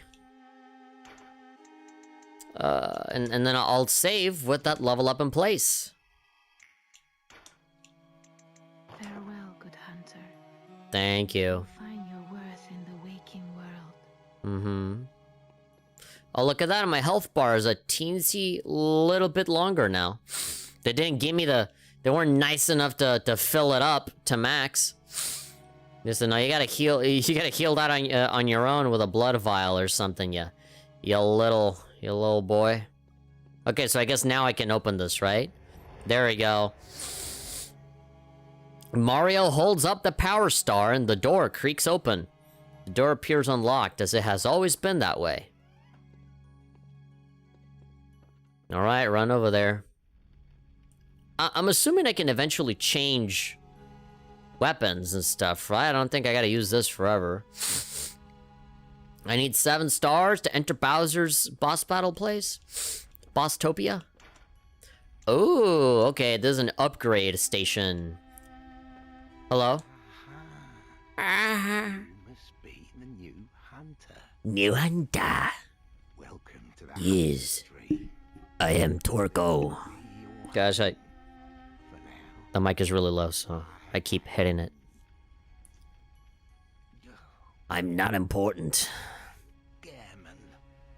Friend, you hunters. You're the famous Gurman. In a fine haze about now, but don't think too hard about all of this.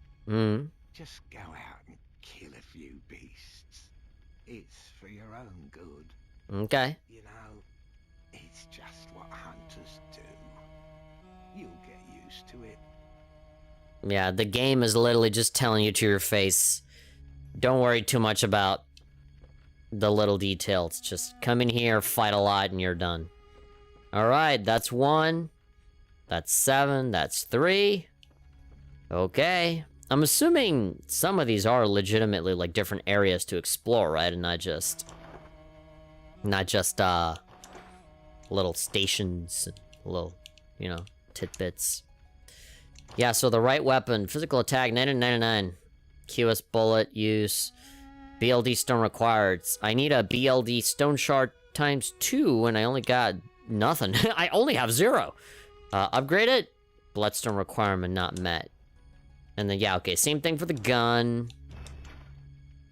Weapon transformations unlocked in the pause menu. Press L1 to transform your weapon.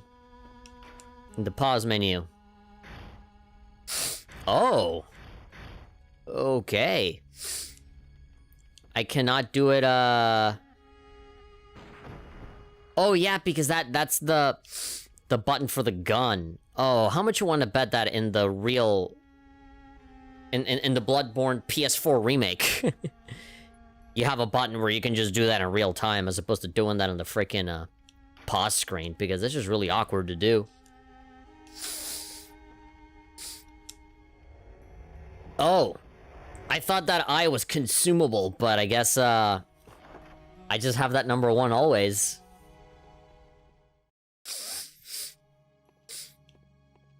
Oh, and this is the other side. Oh. I see. Naruhodo ne.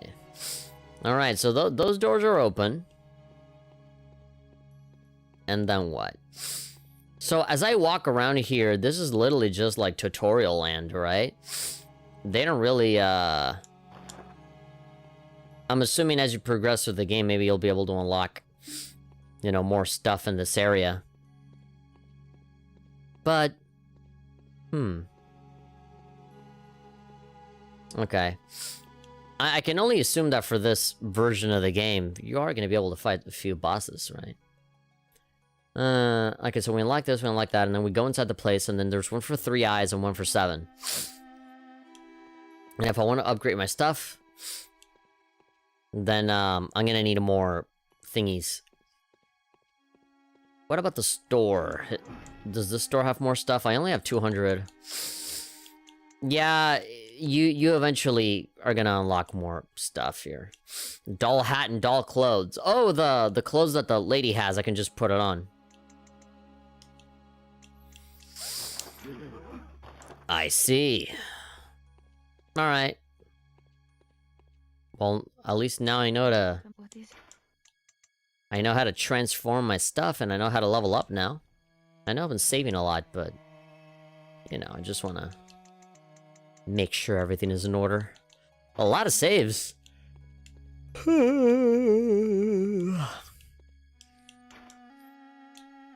Alright, I got the first floor sick room.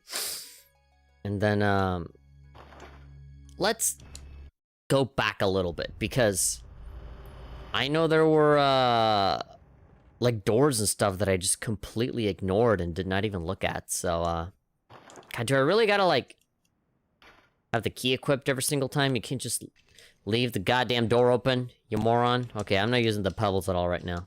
I haven't even used the Molotov cocktails either. Might be a good, cool, epic thing to maybe throw one for shits and giggles, for lulz. I only have one bullet. One baretto. Okay, so inventory is just looking at the stuff that you have. You don't equip stuff on there, which makes it kind of confusing. Okay, so that's open. And this is not, right? Okay, yeah. If there was like a specific kind of key that I needed, it would tell me, right? Kind of like the clinic key. And if it was the clinic key, then it would tell me and I'd equip it and I'd be able to open it. But we're not at the clinic anymore. Okay, so I need to... Okay, well, this door's open. Oh, it's just a shortcut. Oh, yeah. So this is the thing that I opened before. Yeah, okay. So this entire time I was talking about that one door that I ignored. And this is the one. It's just a shortcut for me to get it here. Okay. So let's transform our weapon, man. Why not? I like the little, like the sparks, the special effects that go into that. Oh, hi. A lost hunter. Oh, this guy's definitely more buff. This guy's a lot tougher. Hold on. Oh, shit. Oh, no. It's in real time. I was wondering. What the hell? Are you okay? Ah!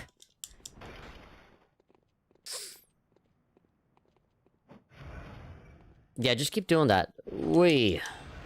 Fuck. Oh, there we go. Wait, what? Why is all of my stuff here? I don't know. I don't feel like I'm having a good time. Well, with the way that this weapon is. Fuck you. There we go. Ah, shit.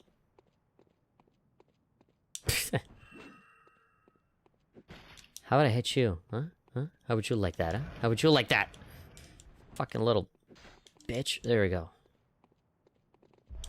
Sweaty clothes. I will gain nothing from trying to kill you, okay? I already got what I wanted. Now I'm out of here. See ya. Bye, little boy. Woohoo. See ya. I'm such a troll. I'm such a funny little troll. You see, but now, you see, this is kind of like the risk reward of these games, right? There's no bank where you can just kind of like store all of this money, right? You just have it, and if you lose it, you gotta get it back. And if you fail again,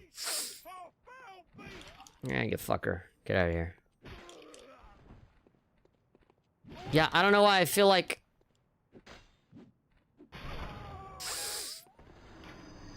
I'm having an easier time when the saw cleaver is not stuck out like that. All right. I could go back. I could go back and then spend all of that money so that I just don't feel bad about dying now, right? But then again, there will always be more expensive stuff down the road, right? And there really isn't a whole lot that I can buy right now, right? Super early on in the game, just blood vials and bullets and you know, a whole bunch of stuff that that is already showing up as, like, enemy drops anyway, right? So, all I gotta do is just keep killing enemies. All of this stuff is locked. What's wrong, bro? What's wrong? Why you gotta do me like this? Did I ever come up here? No, yeah, I did. This is where I went to, backtrack. Yeah, this is all...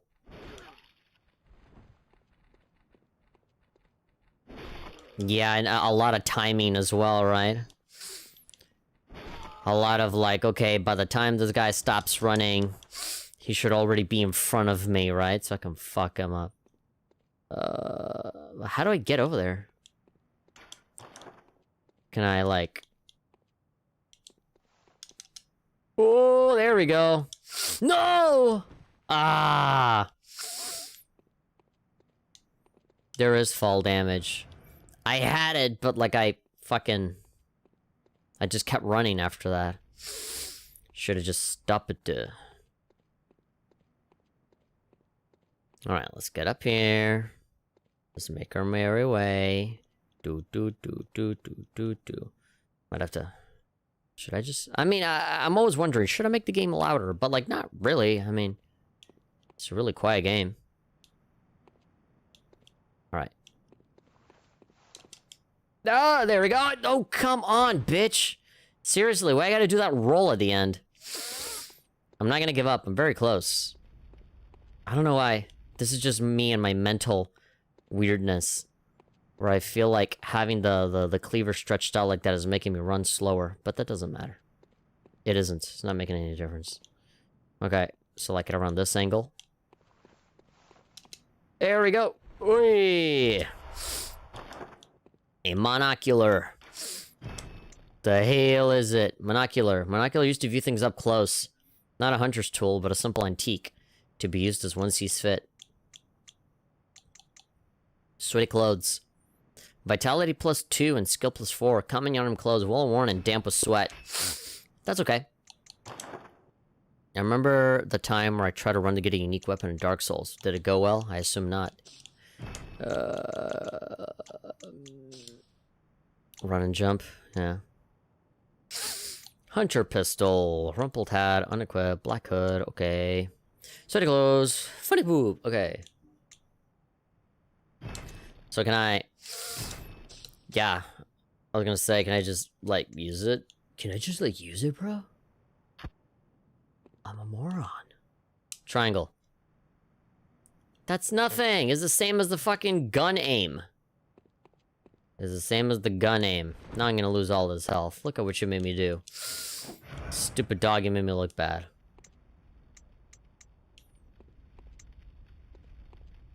Where do I go? Oh, I guess where all those enemies are at. Oh, awesome. Well, that's what happens. That's what happens. Are there shields in this game?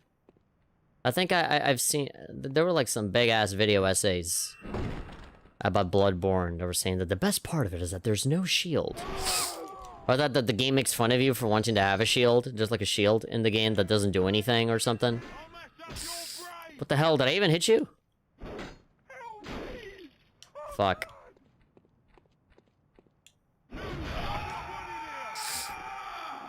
I did not even hit him. When I did that supercharged attack, I just phased right through the man. Oh, well. I think I'm done playing this for now. This game's fun. I look like a cowboy. That thing that I lost is gonna stay there, right? It's not gonna go away, right? Oh, so loud.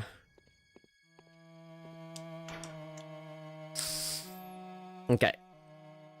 So we can bring it down a little bit. Yeah, I keep thinking this is the save point. It ain't. It never has been a save point. Yeah, let's transform this back. It's been nothing but trouble. Welcome, buddy. Alright, Torko. Gonna give yourself some rest. I think, I'm good for now. Farewell, mate. in terms of playing this. I like it. I don't know if I'm gonna keep going with it because I'm kind of lost right now. Is there an ending? Is there like an actual like legitimate ending that you can get into this game? It's not just some demo where you can kind of just like freely run around and stuff. I know that the whole game is not in here. I know that much, but I don't know, like, does it end, or do you just, like, you know, run around and stuff? I gotta go and consult an expert on this, and I know there's a lot of them. Maybe I should look at a Let's Play, you know? Just a cheeky old Let's Play of the game, just to see where all of these guys are going, where all the fans are going, you know? See, what challenges they're tackling, what directions they're going in, what techniques they're using for them to be able to kill enemies and stuff. And then maybe we can come back and maybe play this. If this is beatable, and if it's relatively short, then I can absolutely come back and play more of this. I mean, it's fun. It's fun. Again, these kinds of games are not really my style because they're just a little bit too slow. A little bit too slow, a little bit too kind of like wallowing in its own atmosphere a lot. I know this is weird coming from a guy that just loves RPGs and has played Fallout, and, you know, I'm looking into, maybe playing, like, Disco Elysium and stuff like that on my own, and that's just, like, walls of text, you know? But, it's just a lot of, like, it just sort of lets you go, and you just sort of do whatever, you know, just wander around. I feel like this would be a really nice game for you to enjoy when you're not streaming it, because then, you don't have that thought in your mind of, like, I'm not being entertaining enough, right? Like, I've just been running around in circles in the same area for God knows how long. I'm not making enough progress fast enough, and there's all of these experts in the chat that, like, you know, that are wondering why I'm not doing this, why I'm not doing that, or I missed this thing, or I missed that thing, right? And so I feel like there might be a lot of pressure, outwards pressure, coming from different directions. And so, if I'm gonna play this again, then I'm probably gonna do it really, like, knowing what the hell I'm doing, at least a little bit more, right? Even if that means, like, looking up a Let's Play and watching ahead of time, you know, what's gonna happen or what direction it should be going into. Because that'll make a better show and things progress a little better. And you know me, I go off on tangents and I talk about a lot of stuff and I can stay on that same menu for, like, 5 minutes. So, yeah, I do want to keep things going a little bit, more frequently if at all possible. I also have the actual real Bloodborne that we can play. But I you know, this particular version, this Demake, is like the thing that people are talking about right now. So I'll just play this for now, do a couple more sessions for it, and then, you know, see what else we can do, streaming-wise. Obviously got a lot of games that I never finished, so do want to go back and maybe finish some stuff. And, yeah, I knew this was going to be like a chill stream where, people were not gonna show up a whole lot. We did get rated, though. Somebody with 14 viewers came over here and showed their love and support. And as I predicted, you know, so most people just come in and say hi and then they just kind of dip out afterwards. But that's okay. I'm not really gonna hold it against you. Especially when there's a lot of lurkers. So for me, like, the way that I gauge, you know, interest is usually with how many people are in the chat and stuff. But I can see the viewer count, right? I'm one of those people that, like, never talks in the chat ever, right? So I can definitely, I'm not one to complain when it comes to people that just come in to watch, just to watch, and that's it. I've been gone for a while. I haven't uploaded in a while. The last thing that I uploaded was that One Piece video, which I thought was going to do better than it did, but it did pathetically bad. And so, I kind of had this idea, this thought of, like, well, the next time I upload something, it can't be something that sucks. It has to be something that, like, you know, that's really good, right? And I figured, okay, it'll be that World Ends With You video essay, but that's still a ways off because I've decided to, like, rewrite a bunch of stuff. Because I, ended up being a little bit out of my element in some parts of the review. I went out and I did a little bit of research to see what the general vibe is in terms of the community and what people think of, you know, The World Ends With You, because this entire essay has been predicated upon what I think about the game. But I think the script would be richer if I went ahead and I saw what other people thought about the game, saw other reviews, saw what their thoughts were about it, saw what their criticisms were about it. And in general, it's universally loved. There's a couple of complaints here and there, but generally, most people think that this game is a fucking masterpiece, or that the game is phenomenal and amazing. I think the game is good. I don't think it's great or amazing or an absolute blast, awesome thing, right? I don't think it's not a 10 out of 10 game, right? And it's not a 5 out of 5 game or anything. For me, it's like a 6 out of 10 at worst and an 8 out of 10 at best, right? Depending on your perspective on it. Yeah, I like the game quite a bit, but I don't like it anywhere near as much as the original. And I have an enormous amount of criticisms that, you know, both for the story and for the gameplay. And I feel like most people just are not addressing it. I feel like a lot of the reviews and the thoughts and opinions that are revolving this game, because the fan base and everything is so niche, and everybody's been waiting for a game like this for such a long time, a lot of it is very surface level, right? I really haven't seen anybody really pick the game apart and really, like, compare and contrast it with the original. And but also, I don't know. I also want to do something different from, you know, typical video essays and stuff. So that's why I was thinking, I can either, like, write this whole thing to flow as one thing, or I can take all of my bullet point notes that are already, like, paragraphs and paragraphs of stuff and just read them out, right? Because those are, like, literally my direct thoughts going into, like, certain parts of the game that I'm playing. And they're all in order chronologically as I play it, right, from beginning to end.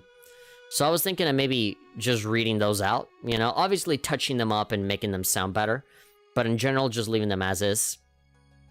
And just have the whole video just be me being like, hey, consider this like a glorified Let's Play, right? Like a stream of consciousness. This is what I was thinking about while I was playing certain parts of the game, and then I will give you my final thoughts as a conclusion later, right? Like at the end of it. And I just thought that'd be an interesting idea, and I think I might do that for, you know, for this video essay. But yeah, I'm just kind of like the protagonist of Neo the World in this video. I'm a little indecisive on how I actually want to deliver the video essay to you guys, because my thoughts are already written, you know, and they're all pretty clear, and I've gone through all of it, and I'm pretty happy with it. Although there are some things that I am going to change drastically. One thing that I'm definitely going to change or flat out just abstain from talking about would definitely be the whole thing about the localization, right? Because in equal measure, there's a perfect 50% of people that say that the localization is terrible and that it sucks, and that, you know, they had no business saying these certain things and those certain things, and that doesn't fit. But again, in equal measure, there's the opposite side that say, what the fuck are you talking about? The localization is awesome and it's great, and I loved it when they made that Among Us reference. You know, I love the memes in it. You know, there's just as many people that love it, and that they say, you just don't know anything about localization. You don't know how it works, you know? Both sides are kind of just picking at each other of like, you don't get it, you're stupid. Localization here was perfect, and that's awesome, and wow, it's better than the Japanese script, right? And then there's other people saying, well, no, the Japanese script, the original, that was the original vision, that's how it should be, and they shouldn't change it that much, and yes, it's Japanese culture, and we're not going to get it, but whatever, we like Japanese games, we like the Japanese thing, that's why we play it. We don't like it because it's Americanized and manipulated into something that it's not, right? And so that's the other side picking at the opposite side. And so I'm just here, you know, just not really knowing what to do. And so I might do a part of that video where I either give you my current thoughts on it and just leave it at that, and then hope that the comments are gentle, or I can just not say shit, right? I can have a moment in the video where it's like, you know what, I was going to talk about it, and this is generally, like, these 3 bullet points, this is what my thoughts were going to be, but I am not really, like, I'm not going to talk about it in detail or anything, or, like, I take it all back, and I'm not going to really talk about the localization at all, because, you know, it's always a big argument every single time, right? There's just as many people that think that it sucks, than there are people that say that it's fucking perfect and great and that there's no problems with it, right? I'm kind of in the middle, right? Because for me, like, if you really want to know my thoughts on it, is that initially I hated it, you know? Like, I just despised the localization for Neo the World Ends With You. And I even went back and played the original, and I said, okay, yeah, so there's a lot of the same creative liberties that were taken in the original as well, right? Absolutely. But I feel like in the original it works so much better than in the new one, because in the new one they're just so unsubtle and so like wacky kooky, cartoonishly, you know, overt about internet references and meme references and making like little quippy jokes and stuff like that. I just feel like they just went so horrendously over the line, you know, to the point where like characters in the Japanese version are totally different things to the characters in the North American version. It really is a wholly, like, it's almost like a completely different like rewrite. They literally just rewrote the whole story. It feels like sometimes, as opposed to the Japanese version where like I don't mind the way that they did it in Japanese at all, you know. And some people will say, well, it's more boring and this other thing, and that you're starting to get into like subjectives, you know, into like whatever you personally want as opposed to what's right and what's not, right? And for me, I very much like support the original artists that come up with it, and I just don't like taking that and just fucking with it. But you know, everybody has their own logic when it comes to it. And when people say, well, it's supposed to be like a game about the modern day, you know, the modern day youth or whatever. And so obviously they're going to have internet references, right? There's a bunch of slang in the Japanese one as well. And yeah, that's fine, but that's not what we get. We got all of the American version of that stuff, which we hate. So like, you know, there's a lot of arguments on both sides, but usually the argument that ends up winning out just because of the amount of people, you know, that speak on it is usually pro localization. And say, you know, whoever complains about it just doesn't get it, and that there's no point in complaining about it, and that it's not a problem, people say. I think it is at least 45% of a problem. But again, that's kind of what I'm trying to work out, you know, in the script for this video, right? Where it's like, is it a problem? Is it not a problem? I'm really trying to look at both sides, right? Because the initial script, the initial version of the script that I had for the Neo World Ends With You video essay, is that I was fully into it. Like, I had everything prepared to just tear the fucking localization apart, right? Literally just rip it a new one and just said that it was fucking trash and that it sucked. But when I saw it through different perspectives and I really read it carefully and really just tried to, like, how do you call it? Compromise and be like, okay, what were you going for? You know, and I tried to be a bit more open-minded about it. And I understand why the decisions were made, right? And that's the key word here. I understand it, I get it, but that doesn't mean that I still have to like it, right? It's like when you look at a big chef, right? Like a big famous chef makes a dish or like a food that is done in a certain way, right? That has like onions in it, right? Or the onions are not cooked in the way that you like, right? Or like the meat just like served practically raw, right? On the inside is all just red and bloody. And so you can eat it and be like, well, I understand why you did it, you know, and I understand the point of the dish and that's the style of it and all that stuff. That doesn't mean I like it, right? I can still not like it, right? Can you give me that, right? You can explain to me why things were done a certain way, but I still, at the end of the day, I still have my own opinion, right? And my opinion is that it sucks. And even in the original, they had a lot of creative liberties, right, going into that game as well. But it just wasn't this bad, right?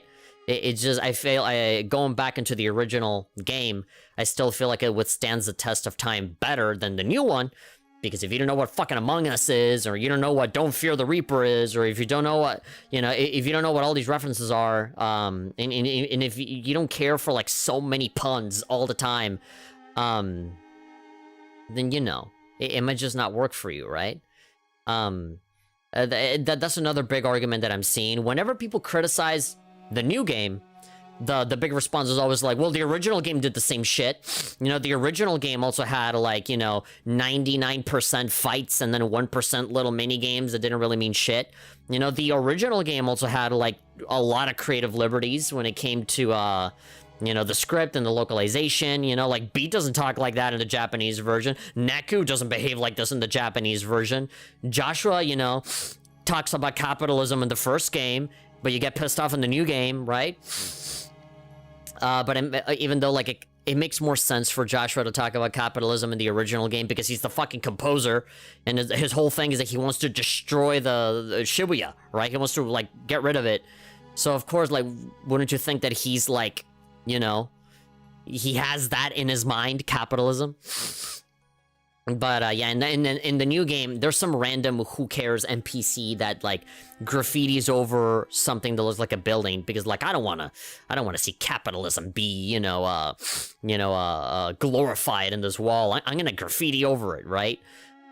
Which is, to me, is, like, a nonsense, whatever kind of, you know, line, right? To me, it doesn't mean anything. And again, there, I guess, it kind of makes sense because, you know, it's all like counterculture, modern day kind of stuff, right? And so, yeah, that's something that a character like that would say, right? What, Japanese people don't complain about capitalism ever? Like, I just, that to me doesn't seem impossible. Although in the original script, the girl just says that she doesn't like the way that it looks. Like, oh, that graffiti sucks, I'll paint over it, right? But yeah, and then they go from that to changing it into like, oh, my capitalism. Like, they make it a lot more political than it actually is. And that's my problem with it, right? But then the response is like, well, in Japanese culture, there's a lot of things that are implied, you know? Maybe they didn't say capitalism, but like, you know, if you've lived in Japan for 20 years, you'll know that that's exactly what she was referring to, even though she didn't say or allude anything to that at all. Like, just, again, there's a response to every single one, right? You know, whenever somebody says something in favor, there's an argument against. And whenever there's an argument against, there's an argument in favor. And so it just becomes, like, the localization for this one game is a big fucking spaghetti of, like, just, you could have a whole 5-hour, you know, video essay just on that part of the game, right? And so for me, it's become such a big clusterfuck where it's like, you know what? Fuck it. Look, I don't know enough about this shit. You know, I'm just gonna give you my opinion and that I understand why you did it. I still think it sucks, period. Right? And that's it. That's basically what you're gonna see in the video essay because, like, it's just such a big topic to undertake, right? And I just, like, I'm not ready, right? I'm not ready for that shit. I don't know enough. And, I feel like there's other people, like if I just give you the raw script that I had before, where I just tear the localization apart and say that it sucks in every way, and that I hate it, that is just like begging. That's like a beacon that goes out into space so that a guy in the comments can come in and be like, hi, I've been a localizer for 35 years and let me explain why you're wrong in everything that you said, right? And like, I don't want that, right? Because I know I'm wrong now after I've done the research, right? I've done the research and I look at my script and I'm like, yeah, this might be a little too misguided, right? Or a little bit too ignorant of what actually is going on, right? And I admit that, you know, what I wrote was ignorant. And after, like, looking at different perspectives, it's like, okay, I'm being too harsh about this. But I still don't like it, right? Like, you know, but I still, let me still express why I feel like in this newer game, it doesn't work as well as in the original, right? At the end of the day, I still feel, I still came out of it wanting something different, you know? But I get it. That's like a big bump in the road in me making this video that kind of, you know, has made the production process of this go on for much, much longer. But hey, it still, Joseph Anderson's Witcher 3 video still hasn't come out, right? And it's been like a year plus. So like, you know, I don't feel too bad when it takes me this long. But yeah, you know, it's that, and I think there's like 2 or 3 days in the story of the game that I have to like recap or something. But like, that's it. Like literally, like, after that, after me like reworking, and I think I'm gonna completely redo the intro and all that stuff. I already had a lot of parts that were already recorded, like in voice and stuff. But after getting this new microphone and getting all the settings and everything done for it, I think I'm just gonna trash those files and just record everything from beginning to end with this new microphone. As soon as I get everything kind of settled, I'm practically done. I'm basically done with it. But I just need to decide what I want to do with that localization segment, which will probably be a short I really wanted to talk about it, but I'm not, you know, because of all of these things, right? So it is definitely a touchy subject with, you know, perfectly legitimate arguments on both sides of it. But here's my little tiny baby ignorant take on it, right? And that'll be that, and I'll just move on to other parts of the game. I'm starting to feel that the videos might be a little too long, and that I might be focusing on too many petty little details. And so that's why I was thinking of maybe going with the bullet point notes, right? The kind of stream of consciousness kind of thing, and then give you have me give you the final thoughts later. But yeah, the script is basically done. I just have to make those adjustments and those changes. And as people say, make your introduction last, right? And I made that mistake, right? When I started the video, I started with the intro, and then I started, you know, writing everything else, right? And I basically have my conclusion already done and everything, and that's not really going to change. But yeah, I think after I'm done with all of it, I think I'm going to do another rewrite, which is going to be the introduction.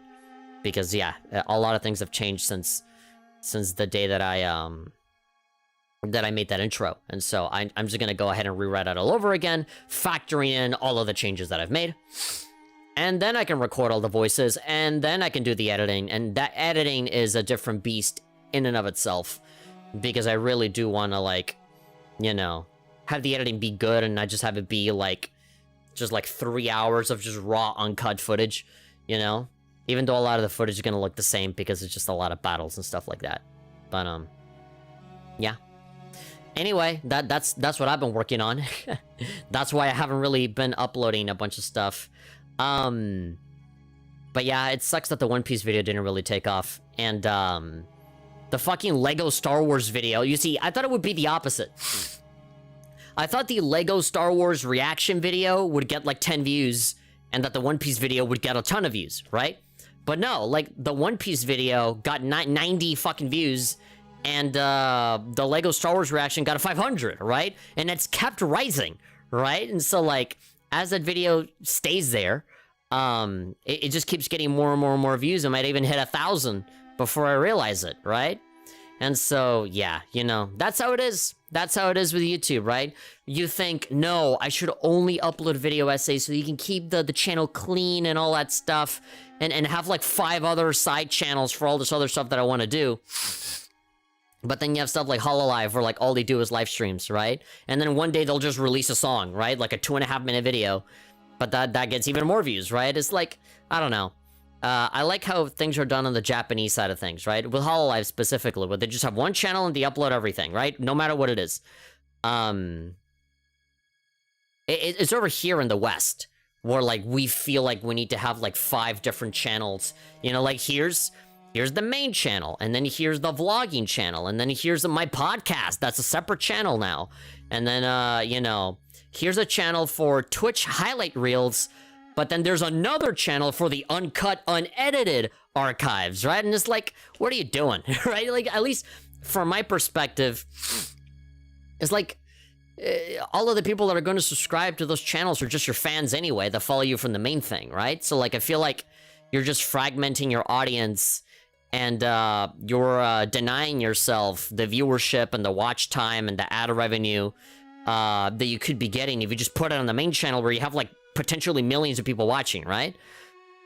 But I don't know, people can be very picky with their content and say, I'm unsubbing because I didn't subscribe for this. But whatever, fuck them, who cares? That's a minority, right? When you're like that big, when you're like Pyrocynical big or PewDiePie big, you can literally just, you can upload anything, or at least like in the format that you want, right? In whatever format that you want, whether that's a 3-hour live stream or a 5-hour video essay or like a 45-second YouTube short, you know, eventually it gets so big that it doesn't really matter where you put it, right? And so that's why I just said fuck it to the side channel, you know, and I just, you know, whatever. Everything just goes here now, period, you know, and if anything bad happens to this channel where it gets taken down or something, then I can just upload it on the other one. It's fine, right? I've had the secondary channel for so long, and it's the same shit as always, right? Just like, I get worse views there, right? I get pretty terrible views here, where I get 50 to 100 views with every video that I post. But like, just imagine the other channel, right? The on the secondary channel where I have my stream archives, I literally have like videos from like 2 years ago that have a big fat 0 on them and says no views. Like, literally, nothing. So, like, and those videos have been there for like 2 years. So, nobody's watching them. Nobody. Not even me going in to check, you know, if the video even works or not. So at least streaming here in the main channel, that gives me the chance of like, hey, you know, at least my mainline audience, right? The people that are subscribing, the people that are on the Patreon, the people that, you know, are YouTube members, you know, they're seeing it and they're getting their money's worth and all that stuff, right? So, yeah. And so that's why I've been planning on maybe live streaming a little teensy tiny bit more frequently. At least on the weekends. At least on the weekends. You know, Friday, Saturday, Sunday. Because, obviously people are giving me money, you know? Like, I have 2 patrons, and I have 1 YouTube member, you know? And all of that is like a $5 a month kind of thing, right? And so, I'm working on this video essay, which is taking me a long-ass time. It's gonna be a fucking banger video by the time I'm done with it, but, like, it's taking time, right? It just takes a long time. And, plus, I have my regular job and I have other responsibilities, so that takes a lot of time off of that as well. And so I'm just leaving you guys hanging for a long time, and there's no content, you know, coming out. And I just feel bad, you know? It's like, like, you know, I don't want like a whole month to pass where I charge you guys, and like, you know, there's nothing. There's just nothing coming out, right? So I feel like the least I can do is come here Friday, Saturday, Sunday, and I live stream, right? I just play fucking waifu game 5 million or something, or play Dark Souls, Demon Souls, fucking Bloodborne. I play the Bloodborne Demake or whatever, right? And so, yeah, I don't know. If I had more people, if I had a bigger audience, this would be the point where I would say, you guys let me know, right? Write a comment and let me know, you know, how much content would you like me to produce, so that it's worth the subscription, right? So that it's worth the money. You know, if you need me to stream every day, then I will, right? Because otherwise, you know, I don't want people to think that I'm like scamming you or anything, right? I want to make bigger, better videos, but they just take a long time. And, you know, stuff like this happens where like I do more research and it's like, oh shit, I was wrong about this thing the whole time. So now I gotta like scrap a whole part of the video and like rewrite it all over again, right? And so it happens. That's how it is. Now I understand why it takes people like Joseph Anderson and Matthew Matosis and all these people such a long time to put out the videos that they do. After the World Ends With You one, I do want to create a routine for myself where I can get at least like shorter video essays done for games that I already know a lot about. Maybe like once a month or once every couple months. I really want to have at least a video a month. 1 video a month, and like in between I can just live stream, right? I can just stream whether it's daily or semi-daily. I think it'll be it'll be semi-regularly. You know, at the very least once or twice a week. But yeah, I don't know. That's just something that I've really been thinking about, because that typical guilt just gets me, right? It's like people always say, oh yeah, no, take all the time you need, or whatever you upload, I'll watch it. And both things have proven to not be true. You know, like, I upload anything. I talk about One Piece, or I do, you know, like, I can do, like, an anime waifu game video, and a lot of people watch that, right? Or I do the Lego Star Wars video, and a lot of people watch that. But then I put out the One Piece video, and the first thing that I fucking hear from my regular fans is that, well, I just don't know a lot about One Piece, I'm just not interested in that. Okay, mister, I'll watch whatever you do. Like, just, like, you know... And I'm not holding it against them, right? Like, that's the YouTube game, right? That's literally, that's the meta, right? Just give people what they want, you know? And if you're not giving them what they want, you're not going to get views, you're not going to get watch time, you're not going to be recommended, right? But that's just how it is, right? And so, when you become more self-conscious about, you know, about what you do online and what you upload and stuff, and then just a lot of disillusionment, because there's just a lot of problems right now with YouTube, you know? Just a lot of stuff where, it's practically impossible to grow now. If you're a small channel, and you've been here since the beginning, and you want to get more viewers and stuff, like, it's impossible, like, literally. Like, there's a brand new rule That a brand new thing that YouTube implemented, where like if you're too popular, YouTube just won't let you watch the video. It's like you have to sign up and subscribe in order to be able to watch it. It's just like just so many stupid things. I just don't know how to deal with it anymore, you know? And I don't want to say that I've given up, but I don't know. It's just weird. This will never be a career for me, you know? Unless I like, you know, come up with a system where I can regularly put out video essays or you know, insightful videos that people like. At the very, very least, one time every 2 months. And at the best, I would say once a month, you know? Maybe even like shorter videos that are still scripted and stuff, you know? Because there's a lot of like ideas and a lot of concepts and questions and like things that I want to talk about, conversation topics that I want to talk about that are game related or non-game related. And they're not necessarily like 5-hour essays, right? They're just like little 15-minute things. But yeah, I don't know.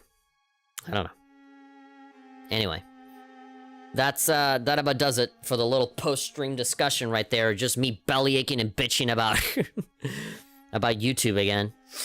But anyway, it's gonna be Friday tomorrow, so chances are I might come back tomorrow and play something else.